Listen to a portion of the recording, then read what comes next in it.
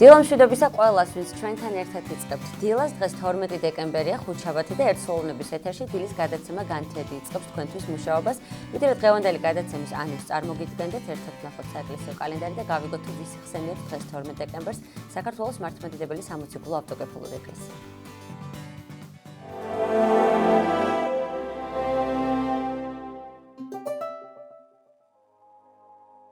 დღეს ახალი სტილით 12 დეკემბერს წმინდა მართლმადიდებელი სამოციქულო ეკლესია მოიხსენიებს წმინდა მღვდელმოწამე აბიბოს ნეკრესელს, წმინდა მოწამე პარამონს და მასთან 370 მოწამეს, წმინდა მოწამე ფილუმენის. დღევანდელი დღის მფარველი წმინდანების ლოცვით და მეოხებით უფალმა დაიცვას და დაიფაროს სრულიად საქართველო. ამინ. დავბრუნდით პირდაპირ ეთერში, ჩვენ დღეს მოხსენებულ წმინდათა შემწეობასა და მფარველობას გისურვებთ. ახლა კი რაც შეეხება დღევანდელი გადაცემის ანონსს. ჩვენი გადაცემის პირველი სტუმარი ტრადიციისამებრ მოძღვარი იქნება, სულ რამდენიმე წუთში შემოგვიერთდება დიდუბეში მდებარე წმინდა გიორგის სახელობის ტაძრის წინამძღვარი მღვდელი გიორგი ხანთაძე. ჩვენ სამღვდელო ხარისხებისა და თანამდებობების შესახებ ვისაუბრებთ. როგორ ემზადება საბავშვო თეატრი მეორე სახლი საახალწლო და როგორია მათი საშობაო რეპერტუარი. ამ თემაზე უფრო ვრცლად თეატრი მეორე სახლის სამხატვრო ხელმძღვანელი რეჟისორი როლანდ ქარდავა ისაუბრებს, რომელიც რამდენიმე წუთში შემოგვიერთდება. გამოიცა წიგნი ქართველთა თავსაბურავი, რომელიც 500-ზე მეტ მაღალი ხარისხის ილუსტრაციას მოიცავს და შუა საუკუნეებიდან მე-19 საუკუნემდე ქართველთა ჩაცმულობის ისტორიას გვიყვება. თემაზე უფრო ვრცლად ჩვენი სტუმრები ისაუბრებენ ნაციონალური სამოსის სახლის დამფუძნებელი ეკატერინე ჯავახიშვილი და სამხატვრო აკადემიის დიზაინის ფაკულტეტის დეკანი პროფესორი თინათინ კლდიაშვილი.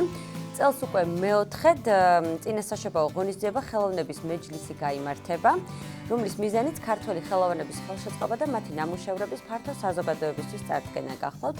თემაზე უფრო ვრცლად ჩვენი სტუმრები ისაუბრებენ, რომლებიც გახლავთ პროექტის ორგანიზატორი ირინა ცერცვაძე და მერაბ ბერძენიშვილის სახელობის კულტურის ცენტრის მუზას დირექტორი დავით გელაშვილი.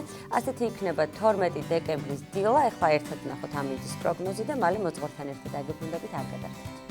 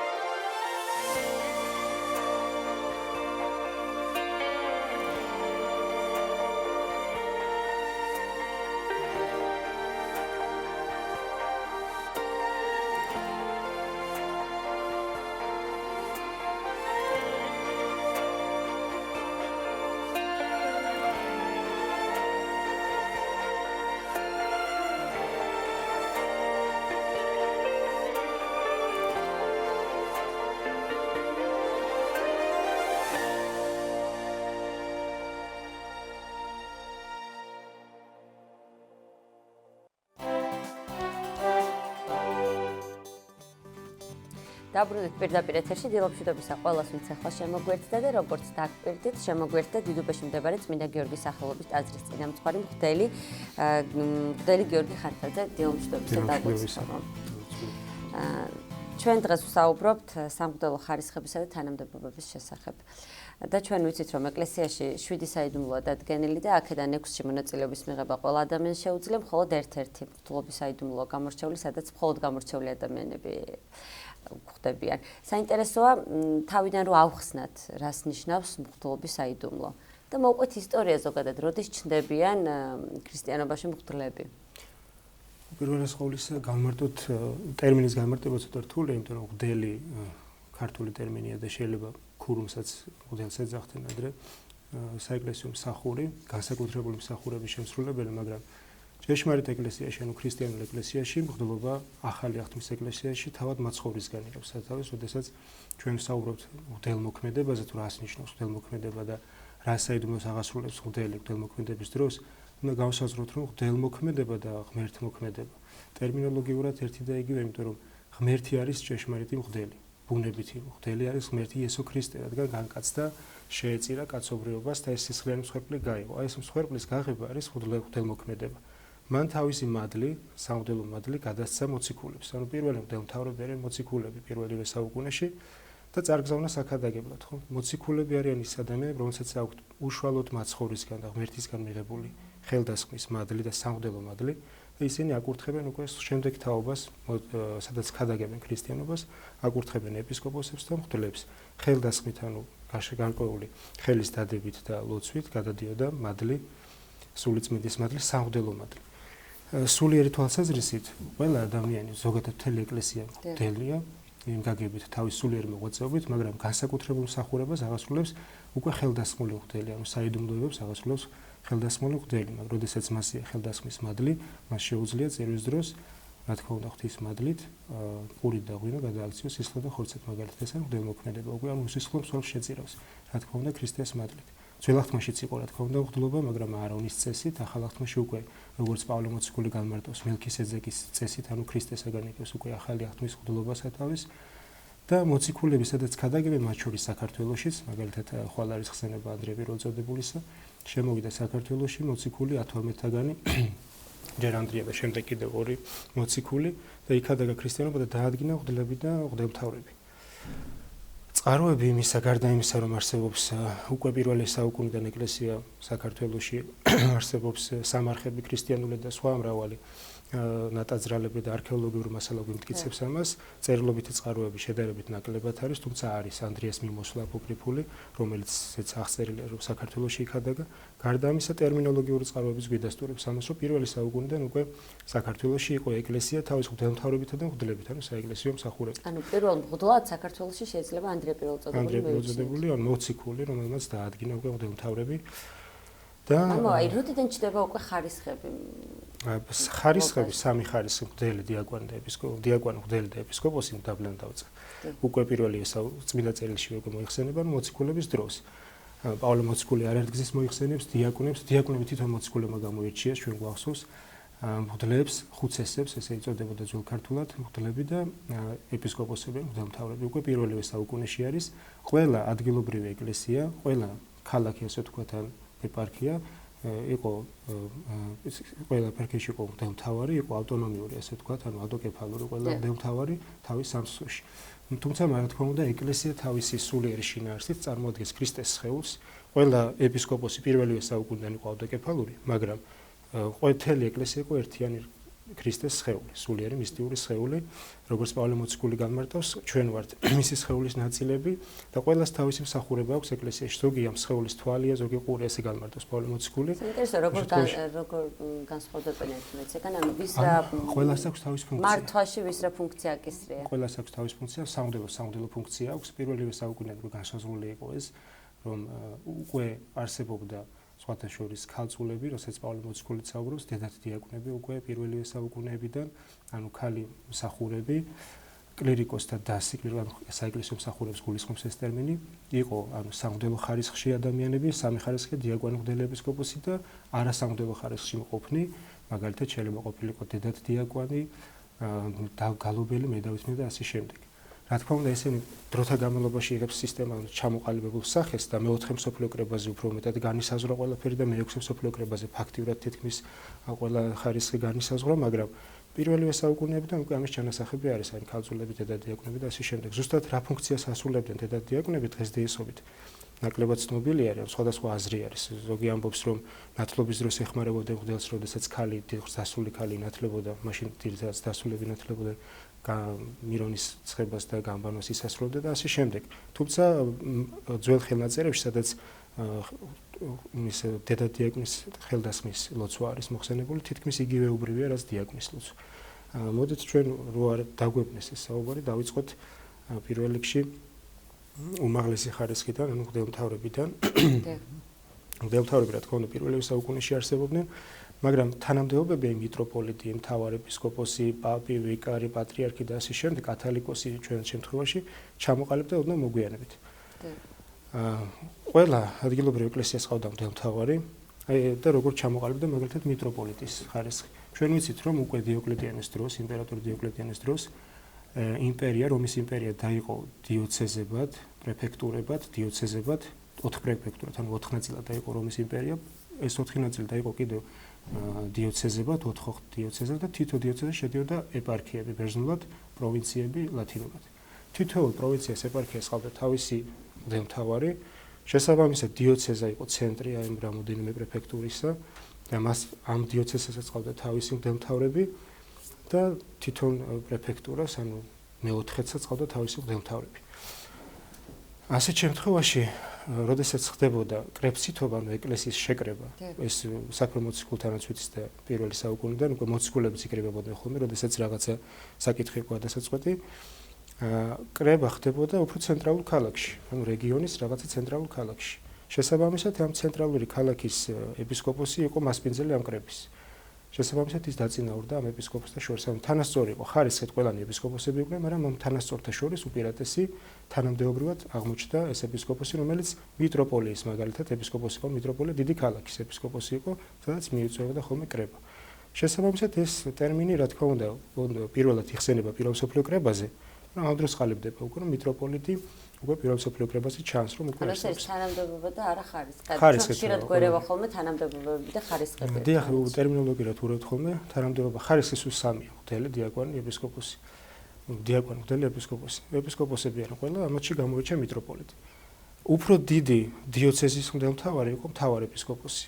უფრო მოგვიანებით ეგზარქოსები ერქვათ ხოლმე. ეგზარქოსები იყვნენ ეს ტერმინი არა მარტო საეკლესიო იმაში გამოიყენებოდა, არამედ გამოიყენებოდა საერო მსახურებაშიც. ეგზარქოსები ხანდახან ერისკაცებიც იყვნენ ხოლმე და იმპერატორის იმპერიის საქმეებს აგვარებდნენ, ასე ვთქვათ, სახელმწიფო მოხელე იყო და ეკლესიაში შემოვიდა ეს ტერმინი. ისევე როგორც შემდეგში ვისაუბრებთ სამღვდელო ხარისხი დეკანოზე. დეკანოზი ჯარშიც იყო, რომის ჯარში ესეთი ტერმინი ნიშნავდა 10 მეთაურს და დეკაც სწორედაც ნიშნავს და 10 მეთაური ნიშნავს, რომ დეკანოზი ნიშნავს, რომ ერთი პერიოდი ნიშნავდა 10 მღვდლის, ასე ვთქვათ, უფროსი იყო, ანუ ისეთი ტაძრის წინამძღვარი, სადაც 10 მღვდლიდან მეტი იყო. იყო ესეთ უფრო მოგვიანებით ჩამოყალიბდა ეს ტერმინი ისე, რომ დეკანოზი ზოგადად წინამძღვარს ნიშნავდა და თითო წაზარში თითო დეკანოზი იყო ხოლმე და ასე შემდეგ. დღესდღეობით ეს დარჩა ტიტულად და ჯილდოდ. დღეს შეიძლება არ იყოს ადამიანი წინამძღვარი და დეკანოზის ხარისხს უწოდებთ, მაგრამ დეკანოზის ჯილდოა, ასე ვთქვათ, ისტორიულად ეს იყო ყოველთვის თანამდებობა. თუ ვიტყოდით მაგალითად აი სიონის დეკანოზი, როდესაც წერილობით წყაროებში სადაც იხსენიება, ეს ნიშნავდა სიონის წინამძღვარს. ასე იყო. ბოდიში გაწყვეტინებთ, აი თანამდებობა ზოგადად საერო თანამდებობები ზოგჯერ გვაქვს, ზოგჯერ არ გვაქვს. აი სასულიერო თანამდებობები როგორ არის? მაგალითად დეკანოზმა მღვდელმა თუ ერთხელ მიიღო დეკანოზის თანამდებობა, მაგალითად შეიძლება რომ აღარ კონდეს. არსებობს სასჯელები, როდესაც ანუ სასჯელის შემთხვევაში შეიძლება რომ სასჯელებს სხვადასხვა სახის არსებობს ისეთი სასჯელები, როდესაც მაგალითად რაიმე სახის მღვდელმოქმედება აიგრძელება და რაღაცა სახის მღვდელმოქმედების შესრულების უფლება აქვს. ან ყველა მღვდელმოქმედება აიგრძელება, ან რაღაცა დროებით მაგალითად ეპისკოპოსი ეპარქიას დაკარგავს და შემდეგ. ანუ ზოგადად ჩვენ მიტროპოლიტზე დავიწყეთ საუბარი, მიტროპოლიტი ნიშნავდა ქალაქს მიტროპოლიას, რომლის ეპისკოპოსი ავტომატურად იყო მიტროპოლიტი. ასე იყო მთავარეპისკოპოსი, მაგალითად კონსტანტინოპოლის იყო მთავარეპისკოპოსი, ჩამოყალიბდა შემდეგ პენტარქია, 5 მმართველობა: რომი, კონსტანტინოპოლი, ალექსანდრია, ანტიოქია და იერუსალიმი. ეს იყო იმპერიის 5 ძირითადი ქალაქი, 5 მთავარეპისკოპოსი იყო აქ და აი ეს მთავარეპისკოპოსები შემდეგ გახდნენ პატრიარქები. პატრიარქის ტერმინი ტიტული უკვე, ანუ მამათ მთავარი ნიშნავს ქართულად, ხო? შემოვიდა მე-6 საუკუნიდან დაახლოებით ეს ტერმინი. დასავლეთში თავიდანვე პაპი ერქვა მას, ასევე ალექსანდრიაშიც თავიდანვე პაპი ერქვა მას. ამ მღვდელმთავარს, ანუ მამათმთავარი, იგივე პაპი. საქართველოს შემთხვევაში სომხეთშიც ესე იყო კათალიკოსი ერქვა, ანუ ეს უკვე ჩვენი ტერმინი იყო, ანუ საყოველთაოს ნიშნავს, ანუ იგივე შინაარსის მქონე არის, რომ ამ ეკლესიის მამამთავარი იყო. ასე ჩამოყალიბდა პატრიარქის ტიტულები. რაც შეეხება მღვდელმთავრებში ვიკარი მაგალითად, თავდაპირველად ვიკარი შეიძლება და ყოფილიყო მღვდელიც და ძირითადად უფრო დასავლეთში იყო. ეს დღეს ბევრ ეკლესიაში გამოიყენება, ანუ დიდი ეპარქიის, მაგალითად რუმინეთში თითქმის ყველა ეპარქიას ყავს თავის ვიკარი. დამხმარე, როგორც ჩვენთან ქორეპისკოპოსი, დაახლოებით ისე, თუმცა ჩვენთან ქორეპისკოპოსს თავისი ეპარქიაც აქვს ხოლმე. იქ არის შეიძლება ერთ ეპარქიაში იყოს 500 მღვდელი. ანუ იმდენად დიდი ეპარქია, რომ მას დამხმარე ეპისკოპოსი ჭირდება მართვაში. ამას ერქვა ვიკარი. აი დღეს რომ მაგალითად პატრიარქის შემთხვევაში არის მოსაყდრე, რომელიც სხვა რა თქმა უნდა სხვა ინსტიტუტი არის. მოსაყდრის ინსტიტუტი. მოსაყდრის ინსტიტუტიც რო ვისაუბროთ, საინტერესოა, იმიტომ რომ საზოგადოება საინტერესებს. რას ნიშნავს მოსაყდრე და ზოგადად აი ქრისტიანულ საეკლესიო ისტორიას თუ აქვს ამის გამოცდილება? ამის გამოცდილება რა თქმა უნდა არსებობს. აი როგორც ჩვენ ვახსენეთ სხვადასხვა თანამდებობები, ჯერ რამოდენიმე ვახსენეთ, რა თქმა უნდა, რომელიც დროთა განმავლობაში ჩამოყალიბდა, მათ შორის სხვა მრავალი თანამდებობა, მაგალითად ქორეპისკოპოსი, რომელიც სხვადასხვა დროს სხვადასხვა მოვალეობას და ფუნქციას გულისხმობდა, იყვნენ ქორეპისკოპოსები საქართველოს შემთხვევაში ერისკაცებიც, მაგალითად, რომლებიც საეკლესიო წესებს აგვარებდნენ, იყვნენ ქორეპისკოპოსების უპირველეს სუსუთავიდან პატარა ქორა სოფელს ნიშნავს, პატარა სოფლის ეპისკოპოსები იყვნენ, შემდგომში დიდ ეპარქიის დამხმარე იყვნენ ხოლმე ეპისკოპოსის, როგორც აი ვიკარი არის დღეს და ასე შემდეგ. ანუ თანამდებობები დროთა განმავლობაში იცვლებოდა ხოლმე, მათი ფუნქცია იცვლებოდა ხოლმე. მოსაყდრის ინსტიტუტიც ძირითადად რამდენადაც ჩემთვის არის ცნობილი, მე-20 საუკუნის ისტორია, საქართველოს ისტორიას უკავშირდება. 1917 წლის დებულებაში, მართვა-გამგეობის დებულებაში უკვე პირდაპირ არის მითითება, რომ თბილისის მიტროპოლიტი ტიტული იყო მოსაყდრეც. ან თბილისის მიტროპოლიტი ვინც იყო, ავტომატურად იყო მოსაყდრე, პატრიარქის მოსაყდრე. ერთი უნდა ვახსენო გარდა ამისა, რომ მიტროპოლიტები მაშინ ასე იყო განსაზღვრული. თბილისის მიტროპოლიტი მაგალითად როგორც კი აკურთხებდნენ ეპისკოპოსს თბილისის ეპისკოპოსად, ის ავტომატურად იყო მიტროპოლიტი. ამ შემდგომში ჯილდოთ არიღებდა ამას, იმიტომ რომ მიტროპოლიტი თავარ ეპისკოპოსი იყო თანამდებობა კონკრეტული ეპარქიის სახელწოდება. თუ იყო დიდი ქალაქი როგორც თბილისი, ადრე მცხეთა-თბილისი ცალკე იყო, კათალიკოსი და მცხეთაში, თბილისში იყო ცალკე ეპარქია. ამიტომ რადგან მეორე ქალაქი იყო, სატახტო ქალაქი იყო მცხეთა, იქ იყო კათალიკოსი და რადგან მნიშვნელობით ძალიან დიდი მნიშვნელობის მქონე ქალაქი იყო თბილისი, ის ავტომატურად მიტროპოლიტი იყო თბილისის ეპისკოპოსი. ამავე დროს იყო მოსაყდრე. ანუ ავტომატურად ხდებოდა ანუ პოტენციური კათალიკოსი. ასე ეწერა, რომ ის იყო მოსაყდრე. დიახ, შემდგომში არჩევნებში ის მოსაყდრე იყო. მანამდეც მოსაყდრის ფუნქციას ასრულებდა. აი, როდესაც კირიო კათალიკოსი გახდა პატრიარქი, მისი მოსაყდრე იყო ლეონიდე. და ის რას ასრულებდა, არსებობს წყაროებში ცნობები შემონახული, რომ თუ მაგალითად პატრიარქი შეუძლოთ იყო, თუ ყოველკვირას იყო კრებები, საბჭოს კრებები საპატრიარქოში, ანუ რეზიდენციაში, თუ ის შეუძლოთ იყო რაღაცა სხვა მიზეზის გამო შეძლებდა რაღაცა საქმის სამართოს, მის მოვალეობას ასრულებდა მოსაყდრე. ეს ჩვეულებრივ შემდგომში 20 წლის დროს ეს მოსაყდრის ინსტიტუტი არ გაუქმებულა, მაგრამ ავტომატურად მცხეთა-თბილისის ეპარქია შეერთდა და მოსაყდრე თბილისის მიტროპოლიტი აღარ იყო, და მცხეთა-თბილისის მთავარ ეპისკოპოსი გახდა კათოლიკე პატრიარქი.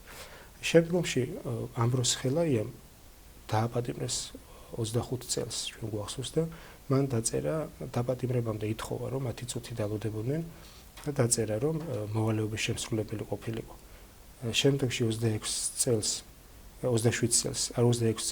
თუ არ ვცდები დაწერა, რომ ქაშვეთის წინამძღვარი მაშინ იყო კალისტრატე ცინცაძე, ის ერთ წელიწადში გახდა ეპისკოპოსად აკურთხა, ბრილიანტის ჯვრით დააჯილდოვა და დაწერა ბრძანება, რომ ის იყო მოსაყდრე. ამაზე მას გარკვეული წინააღმდეგობები შეექმნა თვითონ ეპისკოპოსებში და თვითონ დაწერა კალისტრატე ცინცაძემ განცხადება ცოტა ხნის შემდეგ და თვითონვე გადადგა მოსაყდრეობიდან. და მე როდესაც პატრიარქი გახდა, მაშინ მოსაყდრე არ იყო, ისე აირჩიეს კრებას.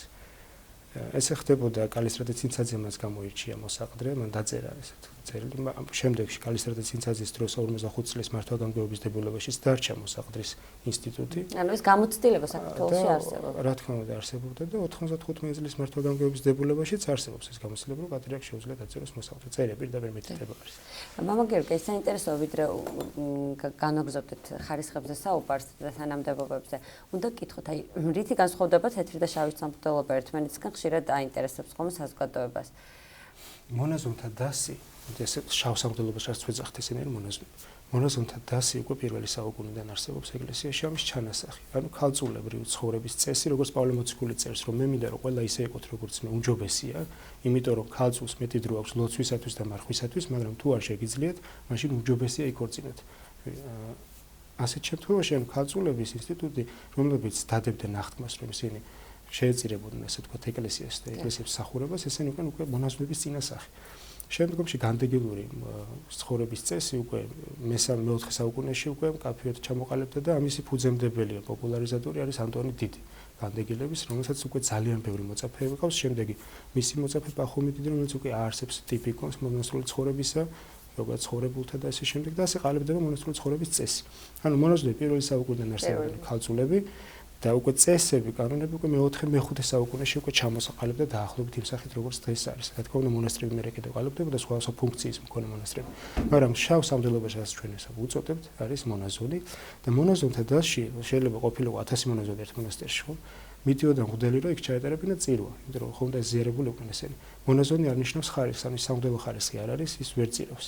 ვერ ატარებდა წირვას, თუ უბრალოდ მონაზონი, ანუ უნაოსას აქვს აღთქმა დადებული ქალწულების, უპოვარების, უქორწინებლობის და მორჩილების, ხო? თუმცა ამავდროულად შეუძლია რომ მას რა თქმა უნდა და შემდეგში ამიტომ ჩამოყალიბდა პრაქტიკა მოითხოვა საჭიროება მოიტანა რომ რადგან მღვდლები არ იყო მონასტერში ხოლმე და სხვას უწევდა წირვის ჩატარება თვითონ მონასტერში საძმოში გამოირჩიეს ადამიანი რომელსაც დაასხეს ხელი და გახდნენ მღვდელ მონაზვნები ანუ მონაზვნები იყვნენ და თან მღვდლები რომელიც წირვას ატარებდნენ ანუ საეკლესიო მსახურებას ამ მონასტრების როდესაც უკვე აშენდა ტაძრები სამონასტრო კომპლექსები ასე ვთქვათ ასე ჩამოყალიბდა მონასტრის წინამძღვარი იღუმენი უფრო სკიტის წინამძღვარს ეწოდებენ დღეს დიდი ლავრის წინამძღვარი არქიმანდრიტი ანუ და ასე შემდეგ ხარისხები ანუ მღვდელია იმ მღვდელში არის თანამდებობები იღუმენი ანუ წინამძღვარი არქიმანდრიტი დიდი ლავრის წინამძღვარი ასე იყო ისტორიულად ეს იყო თანამდებობა დღესაც ასეა ფაქტიურად მონასტრის წინამძღვარს ეწოდება არქიმანდრიტი ანუ მღვდელია ოღონდ წინამძღვარია და ამიტომ ქვია არქი უპირველეს ნიშნავს მანდრა ლავრას ანუ ბაღს ნიშნავს და ამ სამონასტრო კომპლექსის წინამძღვარი იგივე არის ანუ მღვდელი მღვდელმონაზონი ერთი და იგივე არის ამას უწოდებთ ჩვენ შავ სამღვდელოებას. ერთი რამ მინდოდა მეთქვა თავში რომ ვახსენე რომ ეკლესია ჩვენ ყველა ეკლესია ავტოკეფალური იყო მეთქი ასე ვთქვი.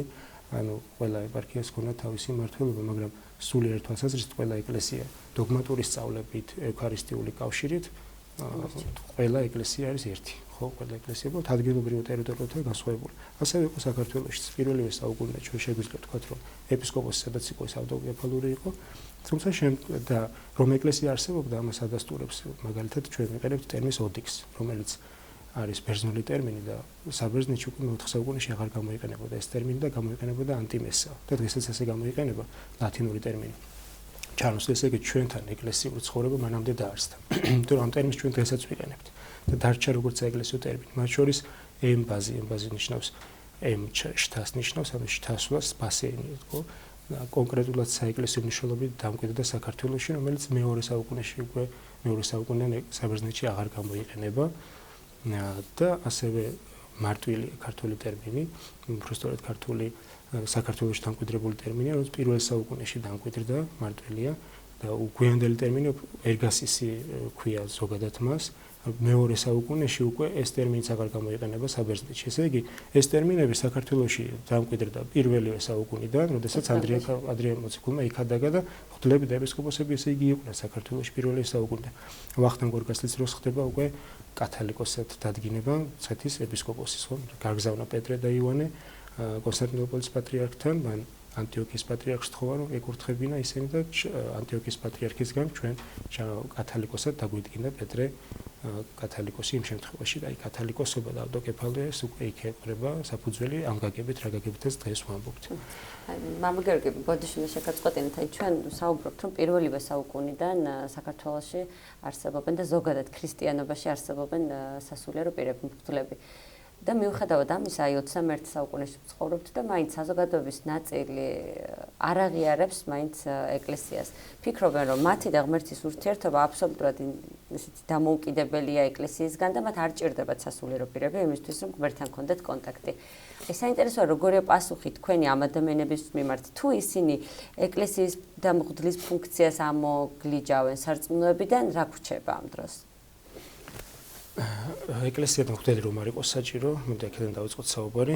იესო ქრისტე არ განკაცდებოდა, არ გამოირჩევდა მოციქულებს, არ დაადგენდა ეკლესიას, არ შექმნიდა ეკლესია უკვე მოციქულთა ერთობა უკვე ეკლესია არის. ანუ ეკლესია დაარსებული უშუალოდ ღვთის მიერ, ეს არ არის ადამიანის მოგონილი, ეს არის ღვთის მიერ დაარსებული. ძველ აღთქმაშიც ღვთის მიერ იყო გამორჩეული აარონი და სამღვდელო დასი და ახალ აღთქმაშიც. ანუ მღვდელი არის ადამიანი, რომელიც ასრულებს საიდუმლო ნიშნავს საიდუმლოს ასრულებს, ანუ ღმერთმოქმედებს და საჭირო გახდა ის, რომ პიროვნება შეესრულებინა ეს საიდუმლოება და თუ რა თქმა უნდა, ყველა ადამიანს ცხონების საკითხში თანაბარი უფლება აქვს ღვთის წინაშე და ყველა ადამიანი შეუძლია მიუახლოვდეს უფალს, მათ შორის ახლა მაგალითად წმინდანი, რომელმაც საქართველოს გაანათლა, წმინდანინო, მღვდელი არ ყოფილა, რა თქმა უნდა, იმიტომ რომ ქალი იყო, მაგრამ ჩვენ ვერ ვიტყვით, რომ ის რომელიმე მღვდელზე ნაკლებად ხოსება უფალთან, ხო? ანუ ეს არის სხვა მღვდელმოქმედება, მაგრამ მღვდელმოქმედება დადგინებული მღვდლობა სხვა საიდუმლოების აღსრულებელი. მიუხედავად იმისა, რომ წმინდა ნინო მოციქულთა სწორი არის, მას არ შეეძლო რახან არ იყო მღვდელი ჩაედარებინა წირვა. და წირვაზე რა ხდება? წირვაზე ვეზიარებთ ჩვენ ქრისტეს სისხლს და ხორცს, ანუ ეს არის უშუალო მოცემული წყალობა ღვთისგან ჩვენზე მოცემული, რომ მიიღეთ ხორცი ჩემი და სისხლი ჩემი თქვენთვის დათხეული. რითაც ჩვენ ვიღებთ, რითაც ჩვენში შემოდის უფალი. აი ეს მღვდელმოქმედება, ეს საიდუმლოებები საჭიროა ცოდვით დაცემული ადამიანის ბუნების გამოსახსნელად. კაცობრიობას ჭირდება ეს.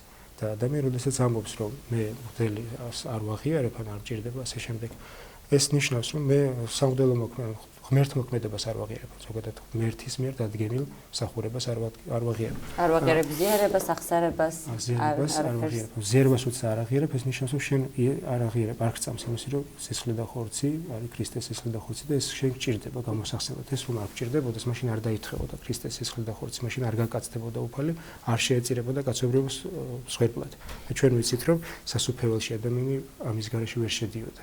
ქრისტეს განკაცების გარეშე ვერ შედიოდა სასუფეველში და იმისთვის განკაცდა ქრისტე, რომ ცოდვით დაცემული ადამიანის ბუნება გამოეხსნა. იმიტომ რომ ადამიანის თვითონ არ შეეძლო გამოხსნა, ამიტომ ადამიანი გახდა ღმერთი. რომ თავის თავზე იყო თვითონ უცოდველი, რადგან პიროვნებით ღმერთი არის. ყველა ცოდვით დამძიმებული ბუნება შეიმოსა, ჯვარზე გაეკრა, მოკვდა და აღდგა. და ყრეთით აღდგა და ჯვარცმულ მაცხოვრის სისხლს და ხორცს ჩვენ ვეზიარებით და ამით ჩვენ განვიწმინდებით და უერთდებით უფალს, ხვდებით ქრისტეს ჭეშმარიტი სხეული. აი, როდესაც ადამიანს ამის შინაარსი არ ესმის, ბუნებრივია ის უკვე ვერ ხვდება, რას აკეთებს მღვდელი წირვაზე, მაგალითად, ხო? როცა არ გესმის რა ხდება და ამას ვერ იაზრებ, მაშინ შეიძლება შენ რაღაცა პიროვნული უკმაყოფილების გამო თქვა, რომ მე მღვდლის არ მწავს. რეალურად შეიძლება შენ რომელიმე მღვდელი როგორც პიროვნება არ მოგეწონოს, მაგრამ ეს არ ნიშნავს, რომ ის მღვდელმოქმედებას არ ასრულებს, ან წირვას ვერ ასრულებს და ასე შემდეგ. და ხშირად ეს აპოკალიფს ხოლმე ძალიან ბევრ ადამიანს პიროვნულად ვიღაც არ მოწონება, რატომღაც თვლიან. მამაგერგი ჩვენ ძალიან ცოტა დაგვჭა სასაუბრად, თუმცა მაინც მინდა გკითხოთ, აი თქვენ ახსენეთ, რომ უდიდესი წყალობა ამბულობა და მართლაც აი ზოგადად მღვდელი დედამიწაზე ძალიან დიდი წყალობა ღვთის და ადამიანისთვისაც, რომელიც ამ მღვდლობას ირჩევს, ალბათ მისთვის ძალიან დიდი პასუხისმგებლობაა. თუმცა გარდა წყალობის არის კიდევ საკმაოდ მძიმე ჯვარიც.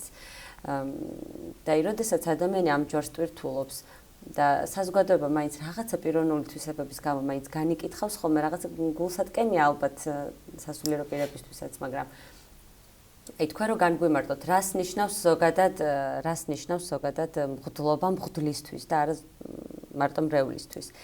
მან იცის, რომ მას უფრო მეტი მოეთხოვება, ის უნდა იყოს საუკეთესო, რომ მას მიბაძონ. ყველგან ყოველთვის აკვირდებიან, რომ რაღაცაზე ფეხი არ წაუწდეს.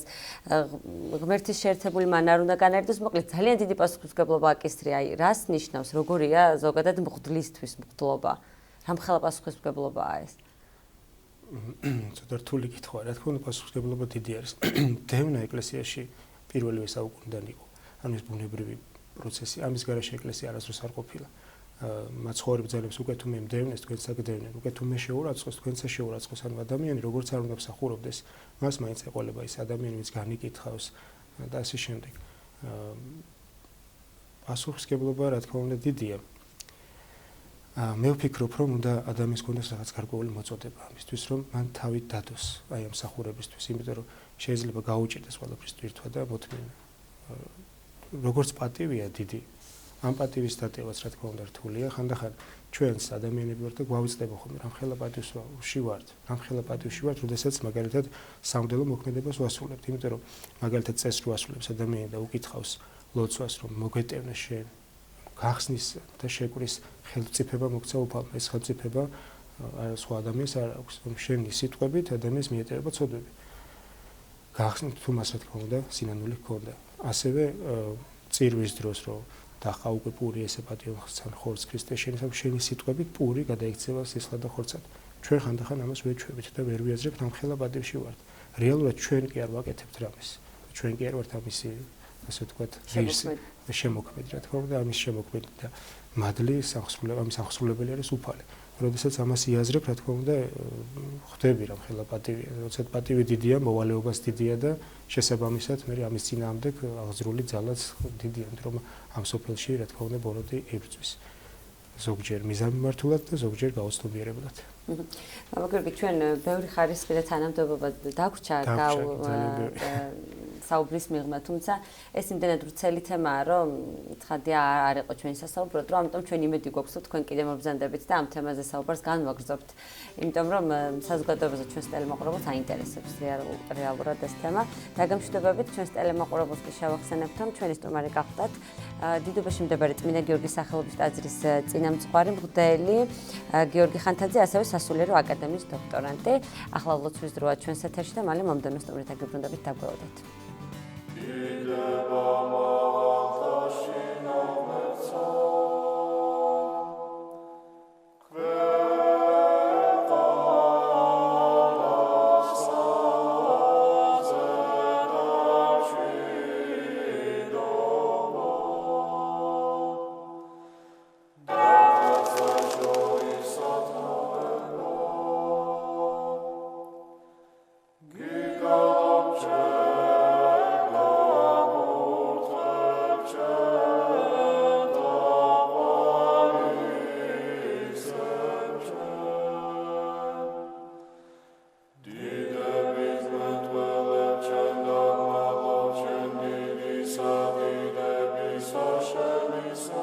ამაო ჩვენო, რომელი ხარ ცათა შინა, წმინდა იყავნ სახელი შენი, მოვედინ სუფევა შენი, იყავნ ნება შენი, ვით არცა ცათა შინა, ეგრეცა ქვეყანასა ზედა, პური ჩვენი არსობისა, მომეც ჩვენ დღეს და მომიტევენ ჩვენ თანანადებნი ჩვენი, ვით არცა ჩვენ მიუტევებთ თანამდებთა მათ ჩვენთა.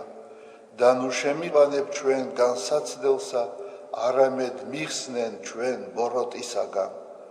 რამე თუ შენი არს სუფევა, ძალი და დიდება, მამისა, დაძისა და წმინდისა სულისა, აც და მარადის და უკუნითი უკუნისამდე. ამინ.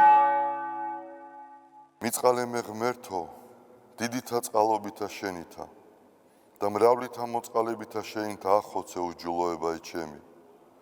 უფროს განბანე მე უჯულოებისა ჩემისაგან და ცოდვათა ჩემთაგან გამწმინდე მე. რამე თუ უჯულოებაი ჩემი მე უწყი და ცოდვაი ჩემი წინაშე ჩემსა არს მარადის. შენ მხოლოსა შეგწოდე და ბოროტი შენ წინაშე ვყავ, რათა განმართლე სიტყვათაგან შენთა და ზლოს ჯასა შენსა. რამე თუ ესე რა უჯულოებათა შინა მიუდგა და ცოდვათა შინა მშამე დედამან ჩემა. რამე თუ ესე რა ჭეშმარიტება შეიყვარე, უჩინონი და დაფარონი სიბნისა შენისანი გამომიცხადენ მე. მასხურო მე უსუბითა და განწმინდე მე. განბანო მე და უფროს თოვლისაგან სპეტაკნე, მასმინო მე გალობაი და სიხარული და იხარებდნენ ძვალნი დამდაბლებულნი. გარე მიაქციე პირი შენი ცოდვათა ჩემთაგან და ყოველი უჯულოებაინ ჩემნი ახოცე. გული წმინდა დაბადე ჩემთანა ღმერთო და სული წრფელი განმიახლე გვამსა ჩემსა. ნუ განმაგდებ მე პირისა შენისაგან და სულსა წმინდასა შენსა ნუ მიმიღებ ჩემგან. მომეცმე სიხარული მაცხოვარებისა შენისა და სული თამთავრობისა და დამამტკიცე მე. ვასწავლე უჯულოთა გზანი შენი და უღმრთონი შენ და მოიქცენ. მიხსენ მე სიცხთაგან ღმერთო ცხოვრებისა ჩემისაო.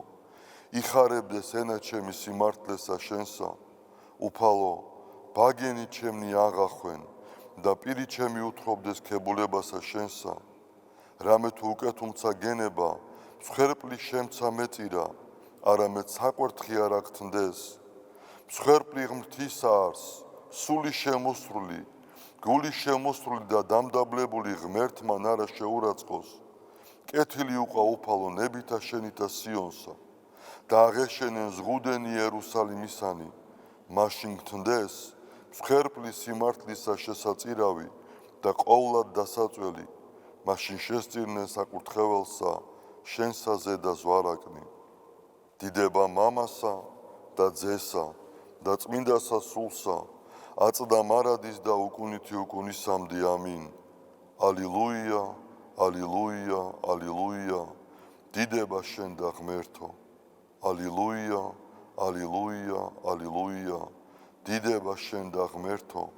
ალილუია, ალილუია, ალილუია, დიდება შენ და ღმერთო ჩვენო, დიდება შენ და. ღვთისმშობელო ქალწულო გიხაროდენ, მიმადლებულო მარიამ უფალი შენთანა. კურთხეულ ხარ შენ დედათა შორის და კურთხეულ არს ნაყოფი მუცლისა შენისა. რამე თუ მაცხოვარე გვიშევ სულთა ჩვენთა. უფალო, დიდება შენ და ღმერთო, გაამთლიანე და გადაარჩინე საქართველო. უფალო, დიდება შენ და ღმერთო, გაამთლიანე და გადაარჩინე საქართველო. უფალო, დიდება შენ და ღმერთო, გაამთლიანე და გადაარჩინე საქართველო.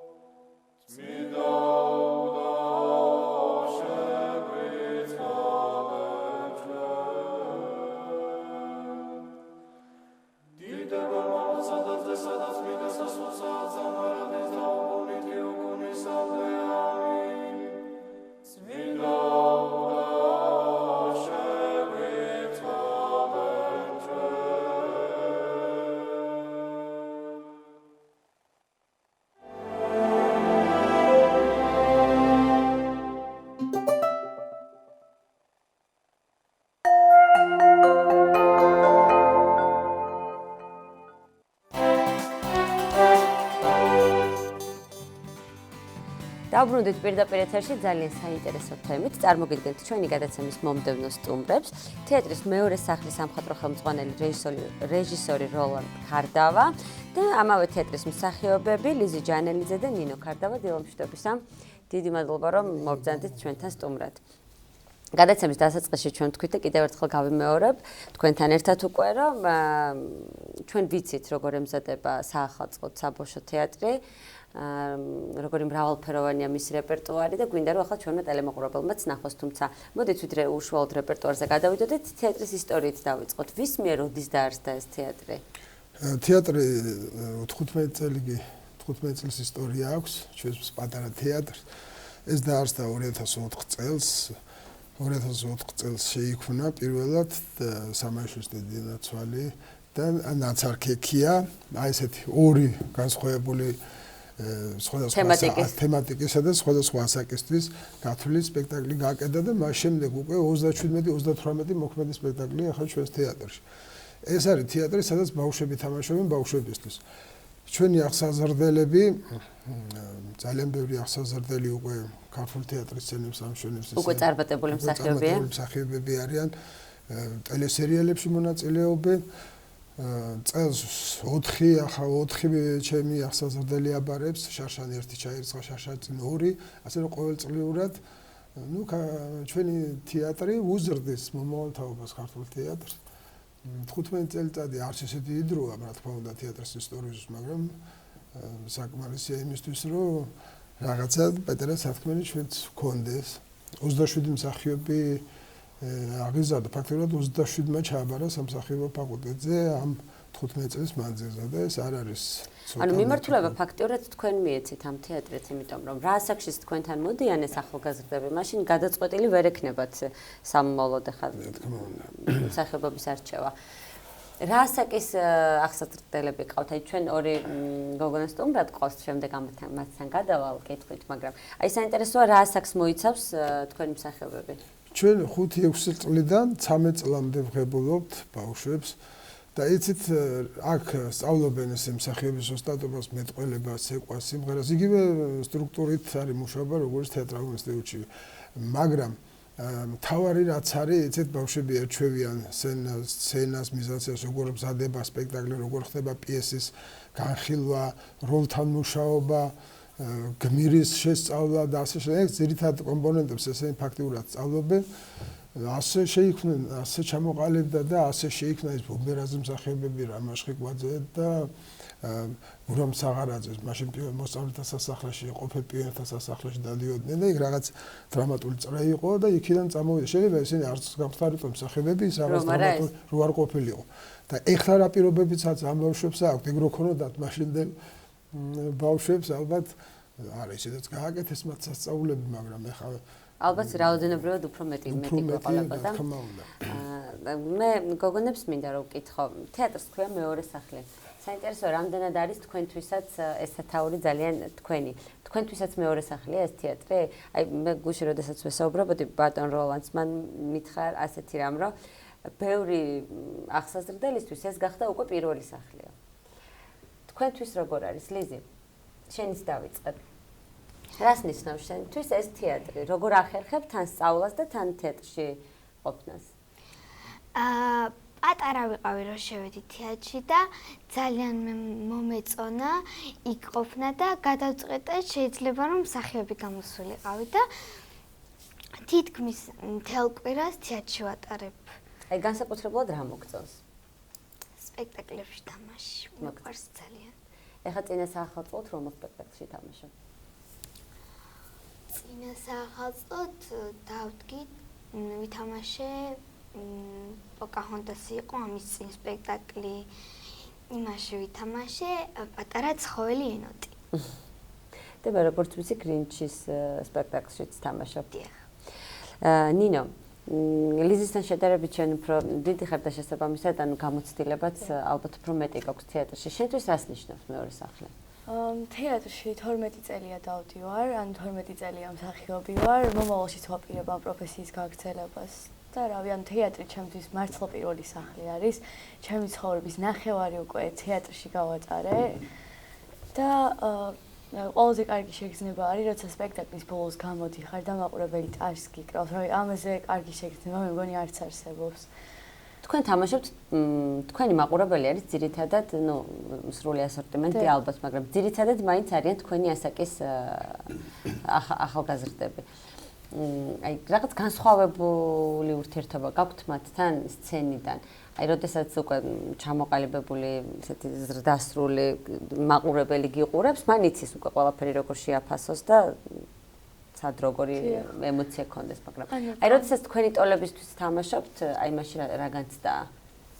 აი როდესაც დარბაზში მეგობარს ხედავ, ნათესავს ხედავ, კლასელს ხედავ, მე პირადად როდესაც სცენაზე გავდივარ, საერთოდ მავიწყდება ვინ ვარ, იმიტომ რომ მსახიობისთვის მთავარი ის არის, რომ მოიგოს იმ ადამიანის ხასიათები, ვისაც თამაშობ. ანუ უნდა გააცოცხლო ის ადამიანი. ანუ შენ ნინო ქარდავა არ ანუ მე ვივიწყებ ვინც ვარ და ხვდები ის ადამიანი, ვინც უნდა წარმოადგინო უკვე სცენაზე. შვენიერია. ბატონ როლანდ, რეპერტუარზე მინდა რომ გკითხოთ. ახლა ლიზი მახსენა ორი სპექტაკლი და აი მე ძალიან მომწონს მაგალითად, რომ დისნეის მულტფილმებს აცოცხლებთ და გადმოგაქვთ სცენაზე. აი როგორია თქვენი რეპერტუარი ზოგადად? რეპერტუარი შერეული, ესე ჩვენ ქართული პიესებიც აგვაქვს. კლასიკური ნაწარმოებებიც გაქვთ. სამაშვილის დედი ნაცვალი.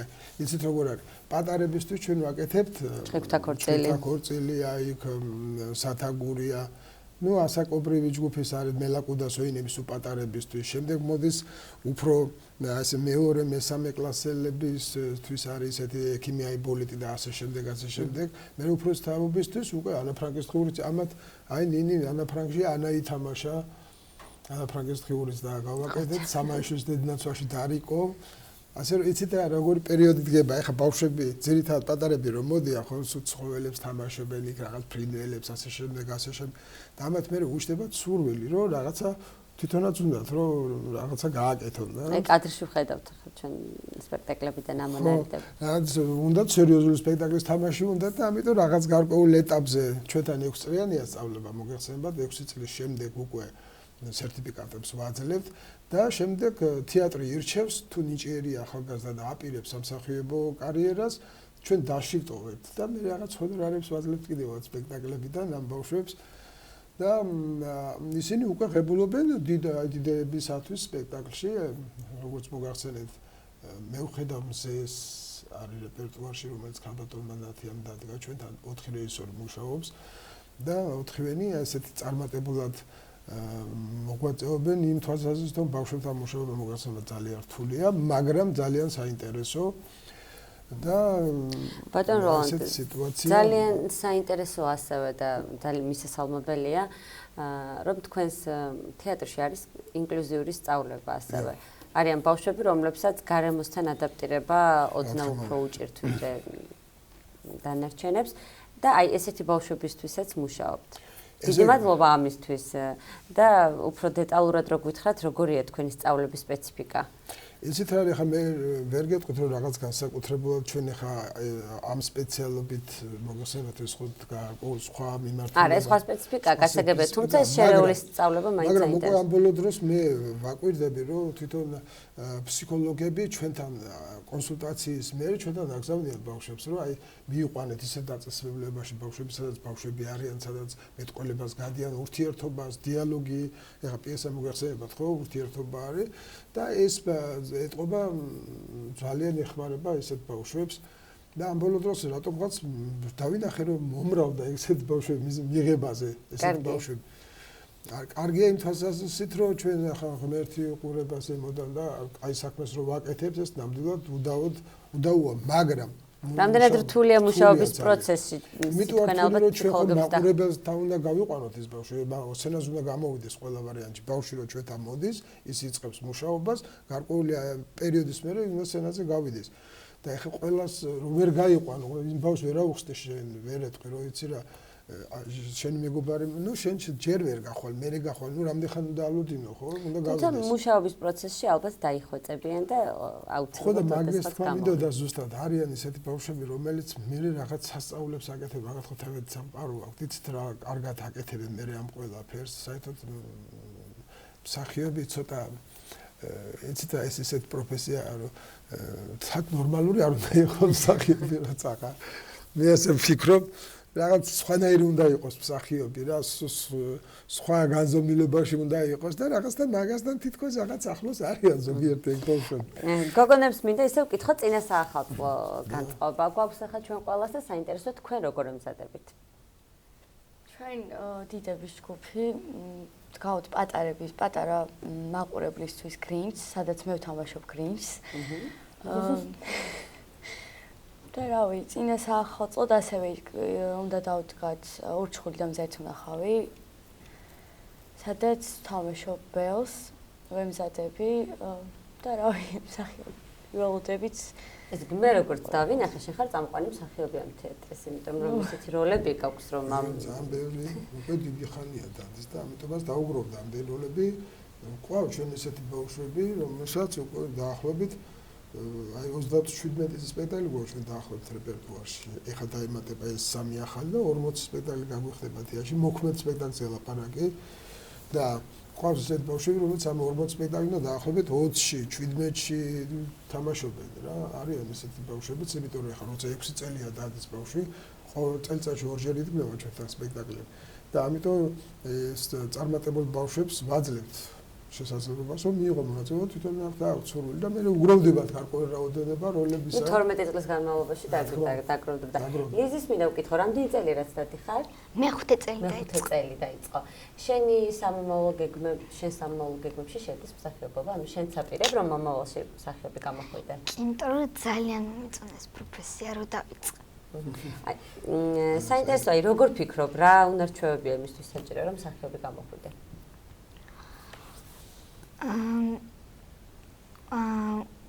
აი, როგორი უნდა იყოს რომ მსახიობი გახდე? რა უნდა გქონდეს? რა უნდა შეგეძლოს? რა თქმა უნდა ისწავლო პიესები სათანადოდ. რა შეგიძლია უნდა დახარჯო ენერგია სცენაზე.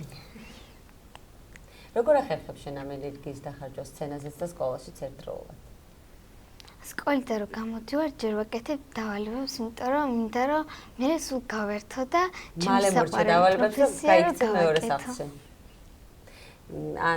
ნინომ პრინციპში გითხრა რომ უკვე მისი სამომავლო გეგმები კი არა და ოცნება არის მსახიობობა და ფაქტობრივად შემდგარი მსახიობი ხარ ხო 12 წელი როდესაც ადამიანი სცენაზე თამაშობს არ აქვს ახლა მნიშვნელობა რამდენი წლის არის ის უკვე ითქმის რომ შემდგარი მსახიობია წარმატებებს გისურვებ მე ვიდრე დაგემშვიდობებოდეთ ბატონო როლან მინდა გკითხოთ თქვენი თეატრი სად არის და როდიდან იწყება უკვე ეს წინა საახალწლო ფუსფუსი ჩვენ თეატრი არის პლეხანოვზე მოგესალმებათ პლეხანოვი არის ადგილი სადაც ძირითადად არის მოზარდი, თოჯინების თეატრი, ასე შემდეგ. თეატრალური სივრცეა იქ საბავშვო.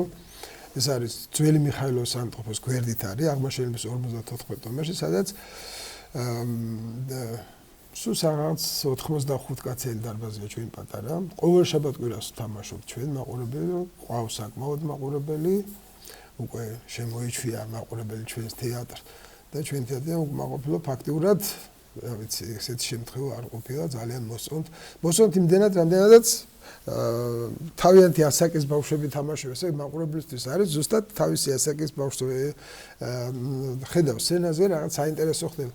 ყოფილა შემთხვევები, პატარა ბავშვები მოსულან სპექტაკლის სანახავად და ეგონათ, რომ ისინი მართლა რაღაც ცოცხალი გმირები იყვნენ და მე კულისებში რომ შემოყავთ შობლებს, რომ ხედავენ, რომ იხდიან, არ მოსწონთ ზოგი ტირის, მე გონია, რომ ის რაღაც ზღაპრის მართლა განცდები აქვს და ესე და ესეთი სიტუაცია ხდება. ჩვენთან ახლა საშობაო მზადება 3 ახალი სპექტაკლი, როგორც მოგახსენებთ, თითქოს ქორწინება, გრინჩი და უჩხური და მზეთუნახავი ეს 3 სპექტაკლი დაემატება ახლა ჩვენს რეპერტუარს.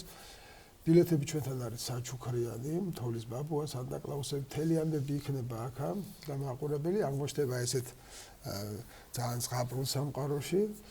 და მთელი ქალაქი ჩვენ უკვე წლების მანძილზე ვცდილობთ და ვახერხებთ ლამაზ სპექტაკლებით, გავამხნევოთ და გავამდიდროთ. საახალწლო სპექტაკლები როდიდან იწყება? 20 დეკემბრიდან ვიწყებთ და სადღაც 9-10 იანვარს დავამთავრებთ. შემდეგ ვისვენებენ ერთი თვე ჩვენი მსახიობები და დაიწყება მეორე სემესტრი უკვე საგაზაფხულო სპექტაკლებისთვის მზადდება. დიდი მადლობა ჩვენ წარმატებებს გისურვებთ, გოგონებსაც წარმატებებს უსურვებთ თქვენს თეატრსაც. კიდევ ერთხელ შევახსენებთ ჩვენს ტელემოყურებელსაც, ჩვენი გადაცემის სტუმრები გახდნენ თეატრის მეორე სახლის სამხატვრო ხელმძღვანელი რეჟისორი როლან ქარდავა და მსახიობები ნინო ქარდავა და ლიზი ჯანელიძე. ჩვენ ახლა უნდა წარვადგინოთ ძალიან საინტერესო სიუჟეტი. 12 დეკემბერს ჭაბუ ამირეჯიბის გარდაცვალების დღეა და ბერი დავითის ცხოვრების შესახებ ელენე ვადაჩკორიამ ძალიან საინტერესო სიუჟეტი მოამზადა, მოდით ერთად ვნახოთ.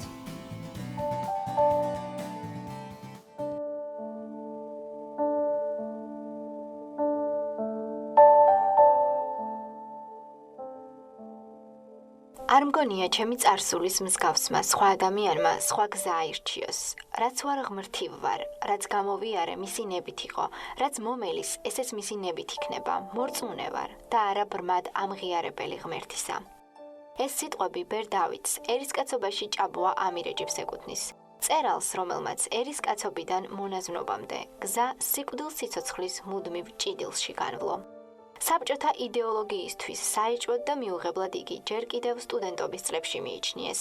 1953 წელს კი არალეგალური ანტისაბჭოთა ორგანიზაციის თეთრი გიორგის ერთ-ერთი დამფუძნებელი და წევრი ჭაბუა ამირეჯიბი შეიარაღებული აჯანყების მზადების ბრალდებით პირველად დააპატიმრეს.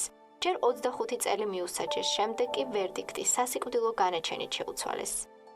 წერლის 92 წლიანი სიცოცხლის მატიანე მთლიანობაში პატიმრობის 83 წელს დახვრეტის 2 განაჩენს და საბჭოთა რეჟიმის სასტიკი ბანაკებიდან 3 გაქცევას მოიცავს.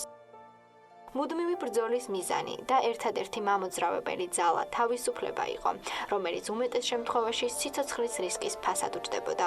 სწორედ ამიტომაა, რომ მისი ნაწარმოებების გმირებიც ესწრაფვიან იმ გზასა და მიზანს, რომელიც თავად ავტორმა განვლო.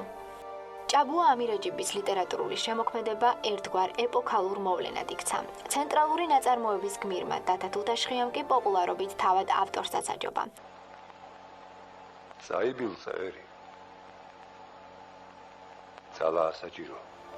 რომანის მთავარ გმირს მიმბაძველებით მრავლად გამოუჩნდა და დათა თუთაშხია თავისი წინააღმდეგობრივი ხასიათითა და გამორჩეული ბუნებით ერთგვარად ეპოქის სიმბოლოდ იქცა. ბავშვობაში ლექსებს წერდა, შემდეგ საბჭოთა პოლიტიკურ ბანაკებში მოხეტიალეს არაფერი დაუწერია. პატიმრობიდან დაბრუნებული კი სამწერლო ასპარეზზე სერიოზულ მუშაობას იწყებს და 1960 წელს გამოდის მისი პირველი მოთხრობა სახელწოდებით „რატომ არ დამაცადე“. შემდეგ იყო მისი ცნობილი ნაწარმოებები, მოთხრობათა კრებულები და კრიტიკულ პუბლიცისტური წერილები სხვადასხვა მნიშვნელოვან თემაზე. ცხოვრების რთულ და ეკლიან გზაზე 2010 წლის 15 ოქტომბერი მისთვის გამორჩეულად მნიშვნელოვანი დღე იყო. ერისკაცობა აღარ შეიძლება შენი. უნდა აღიკვეცო. ბერად. კეთილი დედო.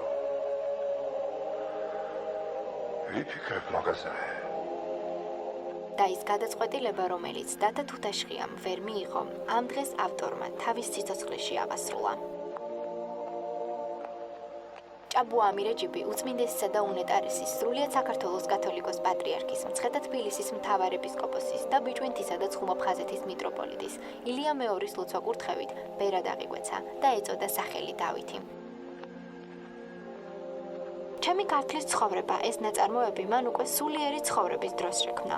ბერმა დავითმა მაშინ პირველი წიგნი სრულიად საქართველოს კათოლიკოს პატრიარქს უსახსოვრა. წიგნს საქართველოს ეკლესიის მწყემს თავრისადმი მიმართვა და ავტორის წინათქმა ერთვის. თქვენო უწმინდესობაო, ყველაფერში გამარჯვებას გისურვებთ. თქვენ ჩვენს ეკლესიასა და ქართველ ერს, რომლის შემდგომი არსებობის ძირითად პირობად ქრისტიანობა და თქვენი უდრეკი მსახურება მიმაჩნია. თქვენი მონამორჩილი ჭაბუა ამირეჯიბი.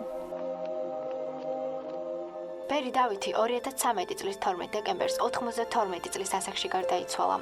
წერლის მთელი შემოქმედება და ცხოვრება ჭეშმარიტების ძიება იყო. მისი არჩევანი კი ლოცვის, სინანულისა და ფიქრის გამართლება.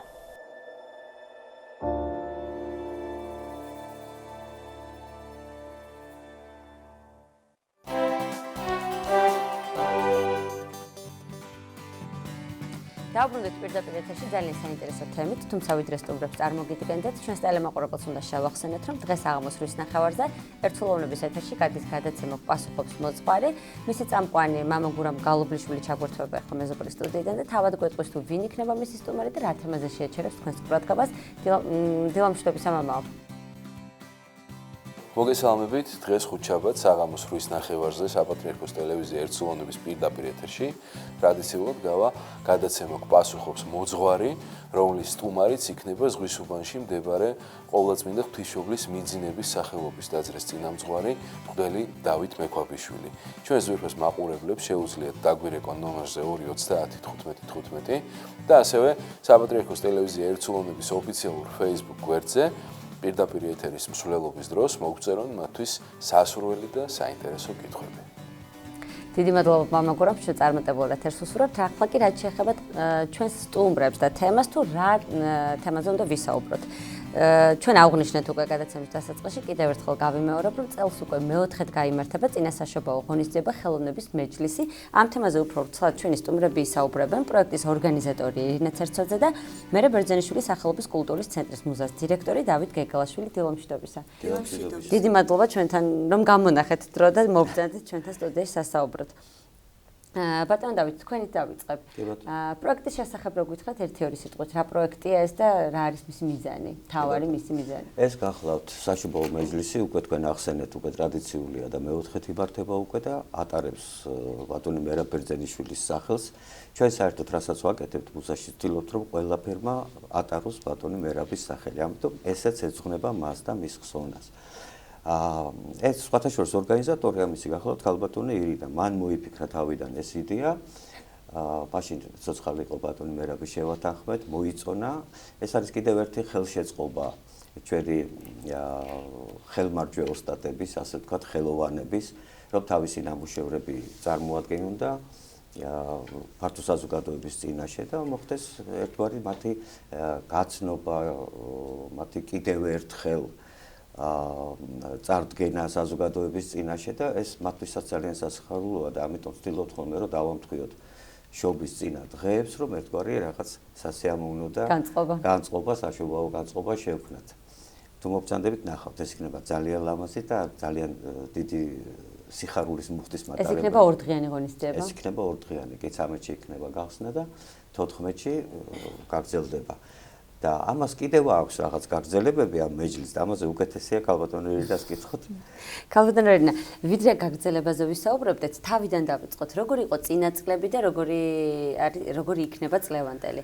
რამდენად მოხდა მისი ტრანსფორმირება თუ როგორიც იყო თავიდანვე იდეა, ზუსტად იგივე კურსით პირველ რიგში ამ ღონისძიების გახორციელება არის ძალიან დიდი პასუხისმგებლობა. როგორც ბატონმა დავით მობრძანა, ეს ღონისძიება ატარებს ბატონ მერაბ ბერძენიშვილის სახელს, ყოველთვის მის ხსოვნას ეძღვნება ეს ღონისძიება და ოდესაც ბატონ მერაბთან მქონდა საუბარი, ბუნებრივია მან გამოთქვა სურვილი და მზაობა იმისა, რომ ყოფილიყო ხელოვანებისთვის ხელშეწყობა.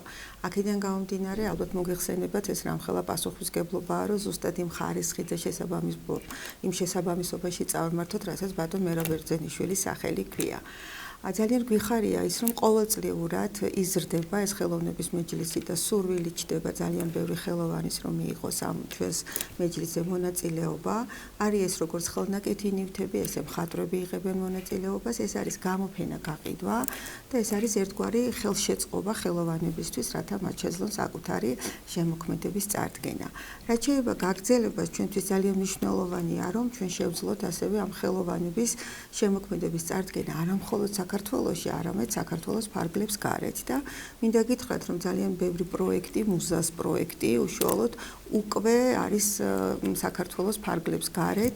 ჩვენი ოფიციალური პარტნიორია ასევე მალტის ქართული კულტურის ცენტრი, რომელსაც ერთ-ერთ დამფუძნებელს მე წარმოვადგენ და შესაბამისად ბატონ დავითის ხელშეწყობით და მათი თანადგომით ჩვენ უკვე შევძელი ძალიან ბევრი პროექტი, რომელიც მუზეუმია, უკვე თქვათ გაიცნეს საქართველოს ფარგლებს გარეთ. ერთ-ერთი არის ესეთი ოქროს მუზა, რომელსაც ჩვენ უკვე 5 წელი ვატარებთ, ეს არის სიმღერის საერთაშორისო კონკურსი, ეს არის ხელოვნების მეჯლისი, რომელსაც ისიც რა თქმა უნდა ბატონ მერაბის სახელს ატარებს და ხელოვნების მეჯლისი, როდესაც ჩვენ შარშან უკვე მესამედ გქონდა ეს ხელოვნების მეჯლისი, შემდეგ უკვე მაისში მოხდა ხელოვანების შემოქმედების წარდგენა კუნძულ მალტაზე, იყო ქართული მინანქარი, ქართული ყაბალახი და ხელნაკეთი ნივთები, რამაც ძალიან დიდი მოწონება დაიმსახურა და ზუსტად აი ახლა დღეს ჩამოფრინდებიან ასევე ხელოვანები არიან კიპრზე, სადაც ასევე გაიმართა ფესტივალი და სწორედ ამ ხელოვნების მეჯლისის მონაწილეებმა მიიღეთ იქ მონაწილეობა და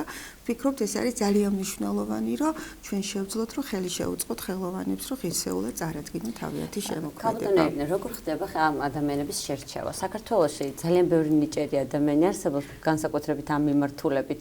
თქვენ რამდენიმე სფერო ახსენეთ ხელოვნების, რომელიც იღებულობს მონაწილეობას, მაგრამ როგორ არჩევთ ხოლმე განსაკუთრებულად კარგებს? იქიდან გამომდინარე, რომ ჩვენი მიზანია, რომ აი ყველას შეუწყოთ ხელი, ეს ინფორმაცია არის საჯაროდ, რა ძალიან გვახარებს, თვითონ უკვე გვიკავშირდებიან და არის ძალიან დიდი მოლოდინი, რომ აი როდის გაიმართება, ეს ინფორმაცია საჯაროდ, თვითონ მოგმართავენ და აი რაც შეიძლება მაქსიმალურად ვცდილობთ, რომ აი ყველას შეუწყოთ ხელი, რომ თქვა შეძლონ თავიანთი შემოქმედების წარდგენა.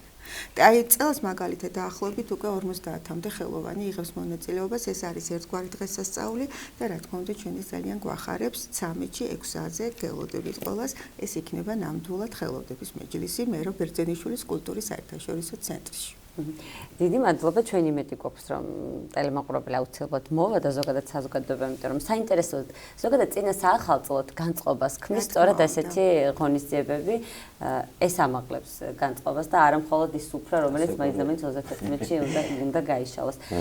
ბატონ დავით, თქვენ უნდა გითხოთ, აი რამდენად მნიშვნელოვანია ზოგადად ჯანსაღი საზოგადოებისთვის აი ასეთი ღონისძიებების პერიოდულად მიწოდება? ესეთ რა რას იძლევა ეს? თუნდაც ამ ხელოვანებისთვის ერთმანეთს რომ იცნობენ და ერთმანეთს თავენ შევწყვეტენ. ჩვენ მარტო ხელოვნების მეჯლისის და შემოვიფარგლებით, საერთოდ ძალიან ბევრი ინიციატივა გვაქვს ჩვენ აი იმისთვის, რომ ხელოვანებს შეუწყოთ ხელი იგივე, თქვათ, ზაფხულობით ყოველთვის მცირე ფორმის ქანდაკებების გამოფენას ვაკეთებთ ეზოში.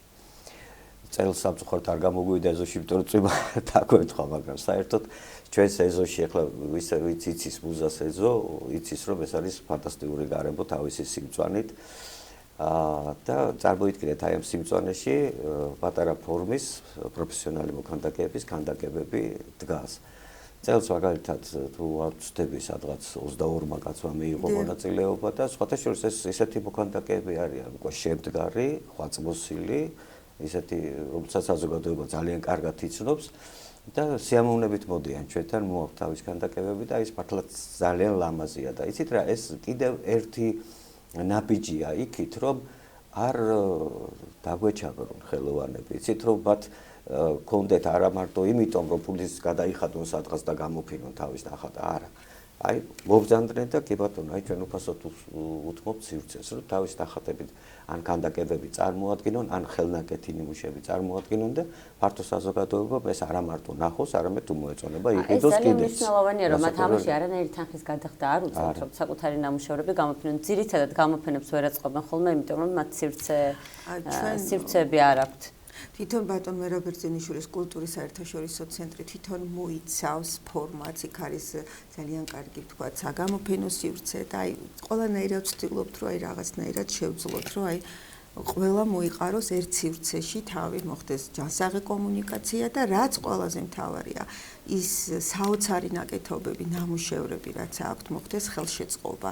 ეს სწორედ აქედან გამომდინარე ხელს უწყობდა აი ჩვენ ყველაზე მეტად კიდევ ეს გვახარებს და სწორედ ეს იყო ბატონ მერაბის სურვილი რომ ჩვენ სწორედ ბატონ მერაბის სიცოცხლეში გავაკეთეთ ბატონ მერაბის სურვილი იყო რა თქმა უნდა მოქანდაკეთა სიმპოზიუმი და სწორედ მისი სურვილი იყო რაც შეეხება მომხდარიყო ინტეგრირება ამ ქართველი ხელოვანების და რაღაცნაირად ვცდილობთ რა თქმა უნდა რაღაცნაირად ყოველ წელს ვიზრდებით ცოტა რთულიც არის პასუხისმგებლობა, მაგრამ ვცდილობთ რომ აი მოვახდინოთ მათი ინტეგრირება კიდე აი ამ რაღაც საქართველოს ფარგლებს გარეთ მათი შემოქმედებს. ეს ძალიან კარგი, როდესაც ამდენი ადამიანი ერთდროულად ერთ სივრცეში გამოფენას აწყობს და ერთმანეთს თავენთვის შთაბეჭდილებებს უზიარებენ, მაგრამ არანაკლებ მნიშვნელოვანი და კარგი ალბათ ის რომ ეს არის გამოფენა გაყიდვა. გაყიდვა, რა თქმა უნდა. სადაც მათ შეუძლიათ რომ საკუთარი ნამუშევრები გაყიდონ და რაღაცა გარკვეული თანხა მათ რა თქმა უნდა, აბსოლუტურად თავისუფალი არის ეს სივრცე, როგორც თვითონ გადაწყვეტილებას მიიღებენ, შეუძლიათ რა თქმა უნდა გაყიდონ ეს ნამუშევრებიც და რაღაცა ერთგვარი უცხოელი დამთვალიერებლები თუ გყავთ, აი ამდენი წლის განმავლობაში მაგალითად პრაქტიკა თუ ყოფილა, რომ ვიღაც ადამიანი მოსულა უცხოეთიდან, რომელსაც ძალიან მოსწონებია ეს ქართული ნამუშევრები და გამოუჩენია სურვილი, რომ მოდით ჩემს ქვეყანაშიც გამოფინოთ. აი ცით არა მხოლოდ არიან უცხოელი მაყურებლები, ჩვენ როგორც მოგახსენებთ, მალტის ქართული კულტურის ცენტრი არის ხარდაჭერი და ჩვენ აბსოლუტურად ყველანაირ ვიზუალურ მასალას მათთან ვაგზავნის და თვითონ მე სურვილი უჩნდებათ, რომ კონკრეტული ხელოვანების ნაკეთობები თქვა შეიძინოთ. მალტაზე, კვიპროსზე და საკმაოდ რა თქმა უნდა, სწორედ ახლა რაც მე ბრძანე, მალტაზეც გავაკეთეთ ეს, კვიპროსზეც გავაკეთეთ და რა თქმა უნდა ძალიან დიდი მოწონება იყო და რა თქმა უნდა იქაც შეძლეს ჩვენმა ხელოვანებმა საკუთარი ნამუშევრების გაყიდვა და ეს ვფიქრობ არის ძალიან მნიშვნელოვანი. და მაგალითად ხვალინდელ ღონისძიებაზე თუ გყავთ არაქართველი ანუ უცხოელი კი რა თქმა უნდა დაპატიჟებული გვაქვს იმედი რომ მოგზანდებიან არა თავენ შემოქმედებას თუ წარმოადგენდნენ აი მაგალითად საინტერესო ყოველთვის იცით რა არის დიახ მონაწილეს გულისხმობ აი ერთ-ერთი მონაწილეა არაჩვეულებრივი გოგონა ნინი მენაბდე ქართველი ხელოვანი რომელიც მოღვაწეობს თურქეთში ყოველ წელს ჩამოდის თურქეთიდან იქ ცხოვრობს და თავის შემოქმედებას აი ჩამოდის სპეციალურად ხელოვნების მეჯლისისთვის აი ახლა ნინამ თავისი შემოქმედება წარადგინა კიპრზე და სწორედ ღამე მოფრინავს რომ უკვე მეჯლისზე ისევ მიიღოს მონაწილეობა და ჩვენთვის ეს არის აი მხოლოდ ბედნიერება რომ აი ესე გავიცანით ეს ხელოვანები რაღაცნაირად ვფიქრობთ რომ მათთან მქონდეს ესეთი ჯანსაღი კომუნიკაცია, ურთიერთობები და მათთან ერთად, სწორედ პროფესიონალებთან ერთად შევძლოთ რომ აი ეს ხელოვნების მეჯლისი კიდევ უფრო სათანადოდ და პროფესიული დონით იყოს წარმოდგენილი. ძალიან დიდი მადლობა. მე ვიდრე დაგემშვიდობებოდეთ, მაინც მინდა გკითხოთ, რადგან თქვენ აქ ხართ, დრო ვიხელთო და მუზაზე გკითხოთ, როგორ მიდის მისი მუშაობა, როგორია მისი ცხოვრება. თქვენ ახსენეთ და ჩვენც ვიცით, რომ მუდმივად ხელს უწყობთ ხელოვან ადამიანებს და ყოველთვის მხარში უდგახართ სრულიად უსასყიდლოდ უთმობთ სივრცეებს და მაქსიმალურად ცდილობთ, რომ მათი შემოქმედება ფართო საზოგადოებას გააცნოთ. კი, რა არის იცით, მუზა ეს არის ერთი ოჯახი. ეს არ არის ახლა როგორც სხვაგან არის, რომ ეს იყოს რაღაცა ისეთი რასაკვირველია ის არის, რა ქვია, ერთმანეთის მიმართ გარკვეული პატივისცემა და რიდი, მაგრამ ეს მაინც ერთი ოჯახია. ამიტომ ჩვენ სულ ყველა, აი როცა ვიტყვით, რომ ეს უნდა გავაკეთოთ, სულ ყველა ერთად ვირაზმებით ხოლმე ამ იდეის გარშემო და ვაკეთებთ იმას და აქვე მინდა აღვნიშნო, რომ ძალიან დიდ დახმარებას გვიწევს საქართველოს კულტურის ფონდი. და უშუალოდ მისი თავმჯდომარე ბატონი თამაში ლაკაძე, ეს კაცი ვარ ყავდეს, ჩვენ ალბათ ვერაფერს ვერ გავაკეთებდით. ძალიან დიდი ყურადღებით არის ჩვენს მიმართ, ყველაფერში მხარში გვიდგას და სხვათა შორის ძალიან მოწადინებულია, რომ რაღაცნაირად მუზას მდგომარეობა კარგად იყოს და რაც გამოსასწორებელი ეს გამოსწორდეს და გარდა ამისა, ჩვენ ძალიან ბევრი ღონისძიებები გვაქვს კიდე, ვიცით, აი საშობაო მეჯლისები, ოქროს მუზა, მხატვრების ცალკე რაღაც გამოფენებს ვაწყობთ ხოლმე.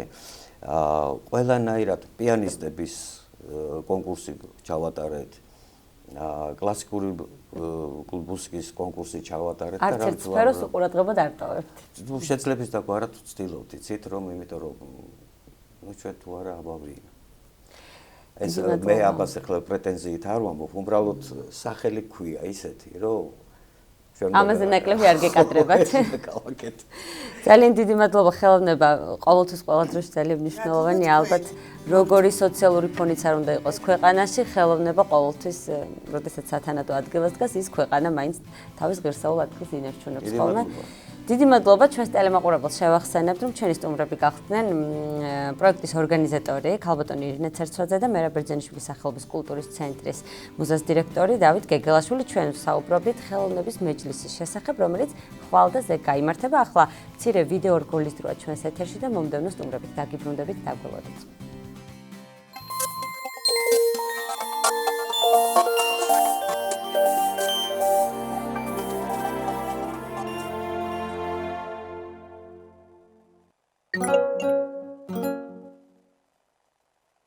მიედინება ცხოვრება ნაკადულივით ჩქარა. ჩვენ კი ბუნება გვანიჭებს ამ ცხოვრებისთვის ძალას, რომ გვიხაროდეს ბავშვივით, ვიყოთ ჯანმრთელად, ლაღად.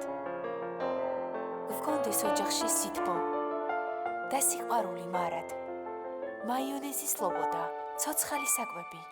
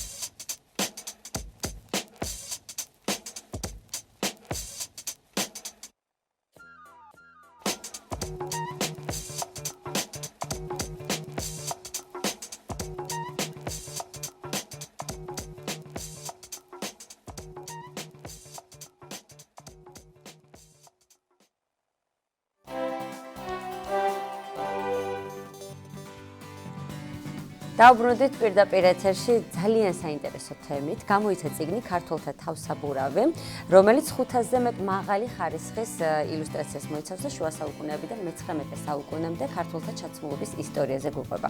თემაზე უფრო ვრცლად უკვე ჩვენი სტუმრები ისაუბრებენ, რომლებიც გახლავთ ნაციონალური სამოსის სახლის დამფუძნებელი ქალბატონი ეკატერინე ჯავახიშვილი და სამხატვრო აკადემიის დიზაინის ფაკულტეტის დეკანი პროფესორი ქალბატონ თინათინ კლდიაშვილი. დილომშვიდობისა. დიდი მადლობა რომ მობრძანდით. პირველ რიგში მინდა გითხოთ, როგორ ჩაიარა გუშინდელმა საღამომ, როდესაც იყო ეს პრეზენტაცია. ქალბატონო თინათინ, თქვენით დავიწყოთ. გუშინდელმა საღამომ, როგორც ყველა პრეზენტაციები, მე მგონი ძალიან ემოციური, საკმაოდ, იმიტომ რომ თვითონ თემა იყო და საკმაოდ საინტერესო. ჩვენთვის, ქართველებისთვის და არა მხოლოდ, რადგან ეხებოდა ჩვენს კულტურას და ეს ძალიან მნიშვნელოვანი არის. და მე ვფიქრობ, რომ ის რაც იყო გამოფენილი, ჩვენივრად ჩაიარა ყველაფერმა და ჩვენი საზოგადოება გაეცნო კიდევ ერთ მიმართულებას, რასაც ქვია ძველი ისტორიული ნიმუშების წარმოჩენა ესე ახლებურად და მე ვფიქრობ, რომ ძალიან საინტერესო იყო ყოველ მხრივ. დიდი მადლობა ქალბატონო ეკატერინე, ამ გამოცემაზე მინდა რომ გითხოთ.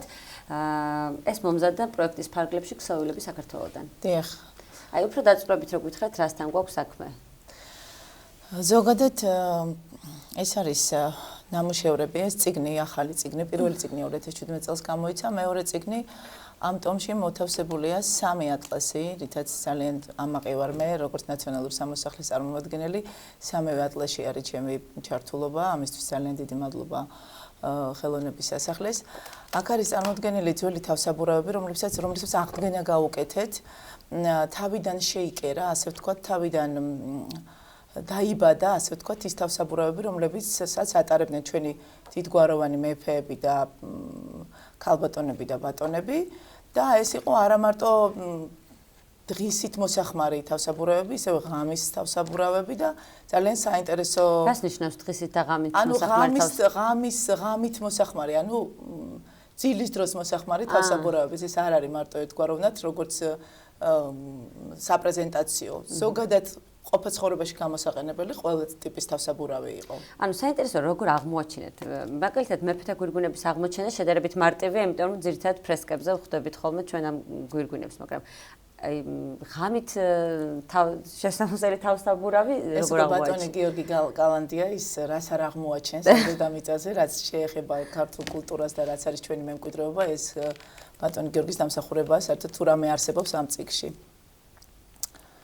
ანუ მან მოიძია ეს მასა. კი, რა თქმა უნდა, არიან ადამიანები, რომლებიც მოდიან და ტოვებენ სასახლეში, არის შემთხვევა, როცა სასახლე თვითონ ყიდულობს და მის საკუთრებაში გადმოდის, არა მარტო ფოტომასალას, ძველ ანუ უკვე დაძველებულ თვითონ არსებულ იმებს, ნივთებს და ამას მე უკეთდება ექსპერტიზა, მუშავდება გარკვეული მის აღდგენით სამუშაოების შედეგად, მე უკვე ჩვენ ვაძლევთ იმას სახელს იცოცხლეს.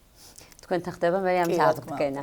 ქალბატონ თინათინ, თქვენ დიდწვლილი მიგიწყოთ ქსოვილების ახალი ტექნოლოგიების დამუშავებაში, ლურჯის უფრა მინდა ვახსენო, უნიკალური ულამაზესი, რომელიც არ ვიცი, ალბათ ახლა უკვე თქვენი წყალობით მე მგონი ყველა ოჯახშია, ყველას მოსწონს და ყველა პირდულობს და ყველა აღდგა ისევ ტრადიცია. არამედ მე მგონი უკვე მთელ სოფლიოში, იმიტომ რომ არაჩვეულებრივი საჩუქარი. განსაკუთრებულად არიან დაინტერესებულები. ახლა ჩვენ გვაქვს სამხატვრო აკადემიასთან არსებული ლაბორატორია, სადაც მოხდა ამ ლურჯის უფრების აღდგენა, იმიტომ რომ ეს დაიკარგა, აი სწორედ მე-20 საუკუნის ბოლოს.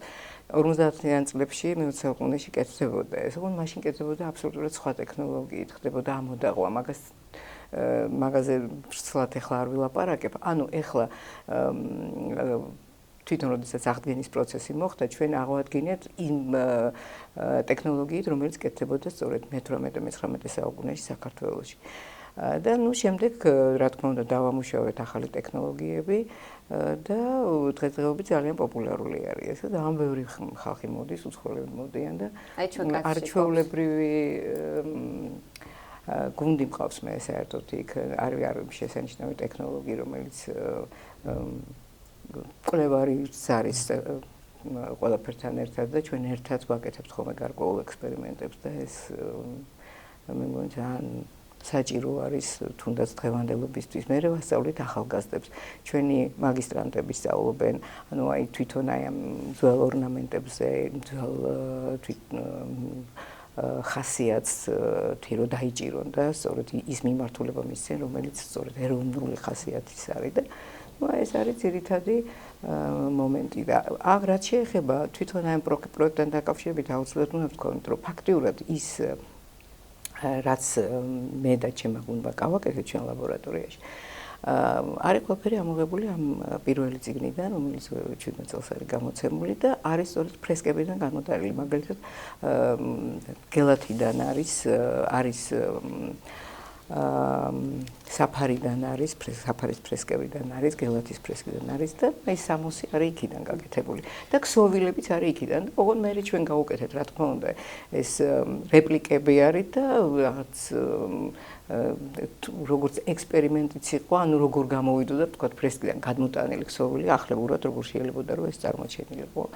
აი ჩვენს გუშინ სწორედ აი ამას გავაკეთეთ პრეზენტაცია. აი საინტერესო რამდენად მნიშვნელოვანია მსგავსი გამოცემა, იმიტომ რომ აი ლურჯის უფრო როდესაც ვახსენეთ, ის სწორედ იმიტომ გახდა ჩვენში ესეთი პოპულარული და იმიტომ გავიგეთ ჩვენ ამ სუფრის შესახებ, რომ ეს აღდგა. თუ აი მსგავსი გამოცემები დაიბეჭდება და აქედან მე ბევრი ქართული სამოსის გაცოცხლება იქნება შესაძლებელი, რას მისცემს ეს ჩვენს ქვეყანას? არა მარტო საქართველოში, არამედ ზოგადად საერთაშორისო ასპარეზზე. ყველაზე მთავარი რაც არის პირველ რიგში ეს იქნება ძველი ქსოვილის გაცოცხლება. ანუ ჩვენ გქონდა იმის საშუალება, გქონდა იმისი უდიდესი წყარო, სადაც ულამაზესი ფერთა გამა, არაჩვეულებრივი ქსოვილის წარმოება, ჩვენ გვაქვს შეგვიძლია რომ ვაჩვენოთ კადრშიც. ამიტომ ამ შემთხვევაში ჩვენთვის ყველაზე საინტერესო იქნება ქართველებისთვის და არა მარტო ჩვენთვის ახალი აღდგენილი ქსოვილების მიხედვით შექმნილი თანამედროვე კოსტიუმები. ჩვენ გვაქვს ანუ ხელოვნების სასახლეში შეიძინა და აქვს ძვირფასი საქარგავი მანქანა, რის საფუძველზე ჩვენ ვაპირებთ ზუსტად ბატიკასთან ერთად და აი ამ ახალი ნაშრომი თანამედროვე ტექნოლოგიებით დამუშავებულ ქსოვილთან ერთად ნაქარგობების დატანას. და ნაქარგობები არა მარტო ფრესკებიდან არის გადმოტანილი და მერე შესრულებული. ამასთან ერთად ან ქვის ძველი გრავიურებიდან ფრესკების გარდა კიდევ ორნამენტები, რომლებიც ეკლესიის ტაძრების ხუროთმოწყობილი ძეგლებს წარმოადგენენ. ანუ ზოგადად იმხელა მნიშვნელობა მიეცემა დღევანდელობაში გადმოტანა. მანდ არის წარმოჩენილი ახალ წიგნში 60-მდე ტიპი 300-მდე ტიპის აქ არის თითქმის ყველა გვერდზე არის ულამაზესი ქსოვილები, უბრალოდ ჩვენ არ გვაქვს იმის შესაძლებლობა, რომ ეს ყველა ქსოვილი ეთერითვაა ჩვენო ჩვენს ტელემაყურებელს. სად შეუძლიათ ამ ქსოვილების ნახვა? და ზოგადად აი ამ ზუსტად ამ წუთას ჩვენ ვართ პროცესში. გუშინ მქონდა პირველი პრეზენტაცია და რაღაცა ნაწილი მოკარგულის და დამუშავებული ქსოვილების წარმოვადგინეთ, მაგრამ ხელოვნების სასახლეში ჩვენ ყოველთვის მზად ვართ მივიღოთ ჩვენი მომხმარებელი, ჩვენი მომავალი თაობა, რომელიც დაინტერესებული იქნება ქართული ქსოვილის ნაციონალურ სახით წარმოჩენას. და ამისთვის ძალიან დიდი მადლობა ხელოვნების სასახლეს პირველ რიგში ესეთი არაჩვეულებრივი პროექტისთვის, რომელიც აუცილებელი არის ჩვენი მემკვიდრეობის გაცოცხლებისთვის. აი ამ პროექტის განხორციელებაში რა როლი აქვს ქართული სამოსის? მთავარი აღდგენით პროცესებში მონაწილეობთ, შექმნაში და ანუ ტრანსფორმაციაში გადმოტანილი ქსოვილები, ანუ აი ამ შესრულებული ფრესკებიდან გადმოტანილი იმის ნიმუშების შედეგად ჩვენ გავაკეთეთ ახალი ტიპის საქარგავი მასალისთვის ანუ ნაქარგობები გავაკეთეთ, შევასრულეთ ჯერჯერობით ქსოვილებს და მე აუცილებლად ეს იქნება ამას მიეცემა კოსტიუმის და სამოსის ფორმა და სახე. ქსოვილი რო შეიქმნება, მე ავტომატურად გახდება საჭიროება იმის თავისთავად. ქუდები, აი ხა მეც ქუდებზე გადავშალე. ქუდებზე მინდა რომ კითხოთ. ზოგადად საინტერესოა ჩვენ ვახსენეთ, რომ შუა საუკუნეებიდან მე-19 საუკუნემდე მოიცავს. აი ტერმინი ქუდი როდიდან ჩდება? ალბათ უფრო მოგვიანებით, ხო? ძირითადად რაც ძალიან ესეთი თვალშისაცემი არის, რომ ეს სტილი თითქოს აღმოსავლური იყო. თავსაბურავი ქუდი ალბათ უკვე მე თანამედროვე ეპოქამ და შერეული სიტყვათა ლექსიკონიდან, ანუ შემოსული და სხვა უცხოეთიდან შემოსული. ჩვენში იყო ყოველთვის თავსაბურავი. და გვირგვინებზე მინდა კითხოთ, აი როგორი გვირგვინები იყო? რა სახის გვირგვინები იყო? ძირითადად იყო ალბათ ესეთი სამეფო გვირგვინები. არსებობს ჯიღიანი. საქორწილო გვირგვინებიც იყო მე მგონი. თავისთავად გამორჩეული ყველა ანუ თავისთავად მაშინაც იქნებოდნენ დიზაინერები, რომლებიც ქმნიდნენ ალბათ გამორჩეულს და განსაკუთრებულს მაღალი ფენისთვის და მარტივი და ალბათ ისეთ უფრო ხელმისაწვდომი იქნებოდა მოგტავებისთვის, ასე ვთქვათ. ისევ როგორც ყველაფერში ამ შესამოსავლშიც ეს აღმოსავლური გავლენა იქნება. თავისთავად, რა თქმა უნდა, მაგის გარეშე ჩვენ ამას ვერ გავექცევით ვერანაირად. აი მანდ არის გამოყენებული ძვირფასი ბეწვები, ოქრო კედით, ნაქარგი თვითონ ქუდები, აი ამ ტექნოლოგიით შესრულებულები, თვითონ გრეხილები არის, აი მოოქროვილი გრეხილები და გვირგვინები ზოგადად იყო ორნაწილიანი, ერთნაწილიანი მჯიღიანი, ანუ მჯიღიანი უფრო არა ქართული წარმოშობის არის, მაგრამ ზოგადად მაინც ჩვენ გვაქვს ამის გავლენა და ყველა ჩვენს სამოს გარკვეულწილად რაღაცა დაღიეტყობა ძველი შუა საუკუნეების. ქალბატონი, თქვენ მინდა გითხოთ, აი სპეციფიკა როგორია თქვენი მუშაობის? აი მაგალითად სად ნახულობთ ხოლმე ამ ძველ მასალებს, როგორ ხდება მისი აღდგენა შემდეგ, თუ თანამედროვე ელემენტები თუ შეგაქვთ, თუ ზუსტად ისეთივეს აღადგენთ, როგორიც მისი პირვანდელი სახე იყო? არა, ნუ ეხა იცით რა, ეხა სწავლების მეთოდი ერთი არის და ვთქვათ, როგორ განავითარებ მაგას, ეგ სწორედ იმ პროექტებზე არის დამოკიდებული. პროგრამებზეა დამოკიდებული. რა თქმა უნდა, თუ ვთქვათ რაღაც ძალიან ბევრი დარგები არის იმაში დიზაინის ფაკულტეტზე და ერთ-ერთი რომელიც ტექსტილთან არის დაკავშირებული, ეს იმდენად ღრმა კულტურიდან მოდის და იმდენად დიდი ფესვები აქვს ტექსტილის წარმოება საერთოდ საქართველოში, რომ ის რო არ გამოიყენო და არ დანერგო და სწორედ მაგისთვისაც შეიქმნა სამხატვრო აკადემიაში ეს ფაკულტეტი და ეს განყოფილება, რომ აი სწორედ ეს დანერგილიყო და ეს გავრცელებულიყო სწორედ თანამედროვეობაში უკვე თავისი ტრანსფორმაციით.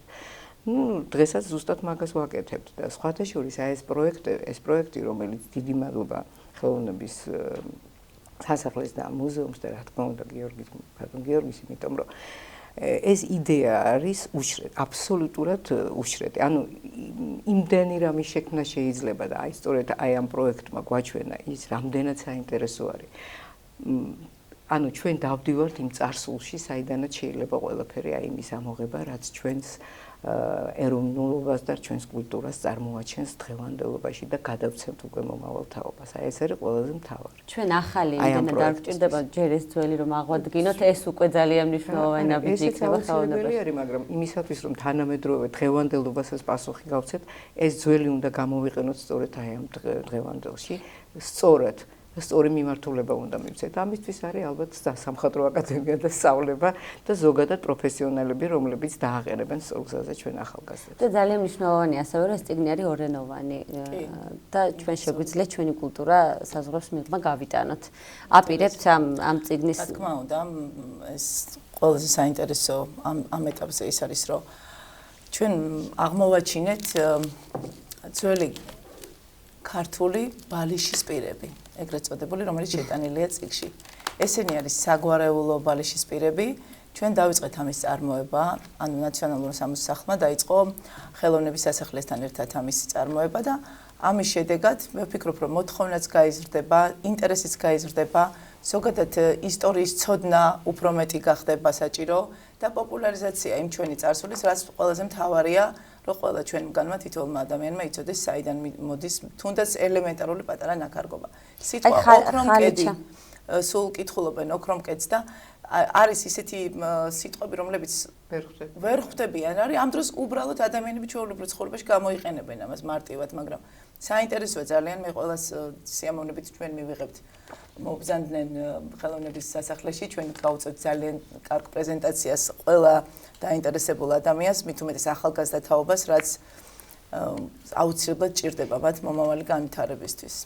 აი ხალიჩებიც შემხვდება. ხალიჩებიც არსებობს გობელენის სახით წარმოდგენილი, ეს არის პატარა ფრაგმენტები, ძირითადად ეს არის უფრო უკვე გაზრეცილი და ძალიან აი ეს გახლავთ ახლა რასაც თუ შეგვიძლია ჩვენ კაცში ვაჩვენოთ ეს გერბია. ეს გერბი, ეს არის ნიკოლოზ დადიანის წერილის მისართმევი ბალიში.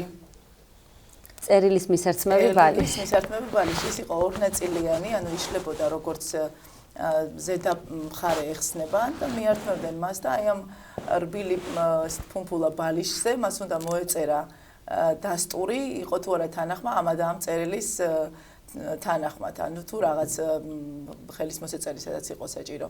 ანუ ზოგადად ჩვენ შეგვიძლია ეს დღევანდელ პირობებში გადმოვიტანოთ არაწერილის მისართმევად, მაგრამ ზოგადად მე ვფიქრობ, რომ ყველა საგვარეულო ნიშა შენი რაც გაქვს და რაც ძალიან ლამაზია და რითიც ჩვენ ვამაყობთ.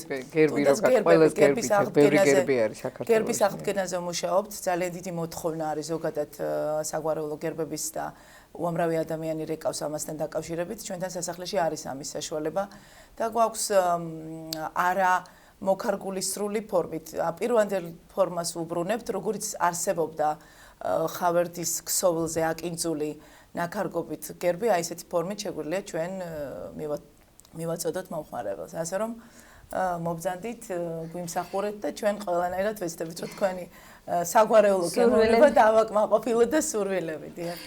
და ვიდრე დაგემშვიდობებოდეთ, მაინც მინდა აღვნიშნო, რომ ზოგადად ესეთი გამოცემებით არა მხოლოდ ნაციონალურ სამოს ვიკვლევთ და ვნახულობთ, არამედ ზოგადად საქართველოს ისტორიას, იმიტომ რომ ეს ვიზუალი ბევრი რაღაცის მომცემია, მაგალითად როგორი მოსება ადამიანი რო ხედავ, რაღაც გარკვეული მე ყოველ ფოტოს რაღაცა წარსული აქვს, აი ამ ბალიშას მაგალითად მე იკვლევს ადამიანი და ასე სიღრმეებში მივდივართ და ძალიან დიდი მადლობა თქვენ, დიდი მადლობა ხელოვნების სასახლეს.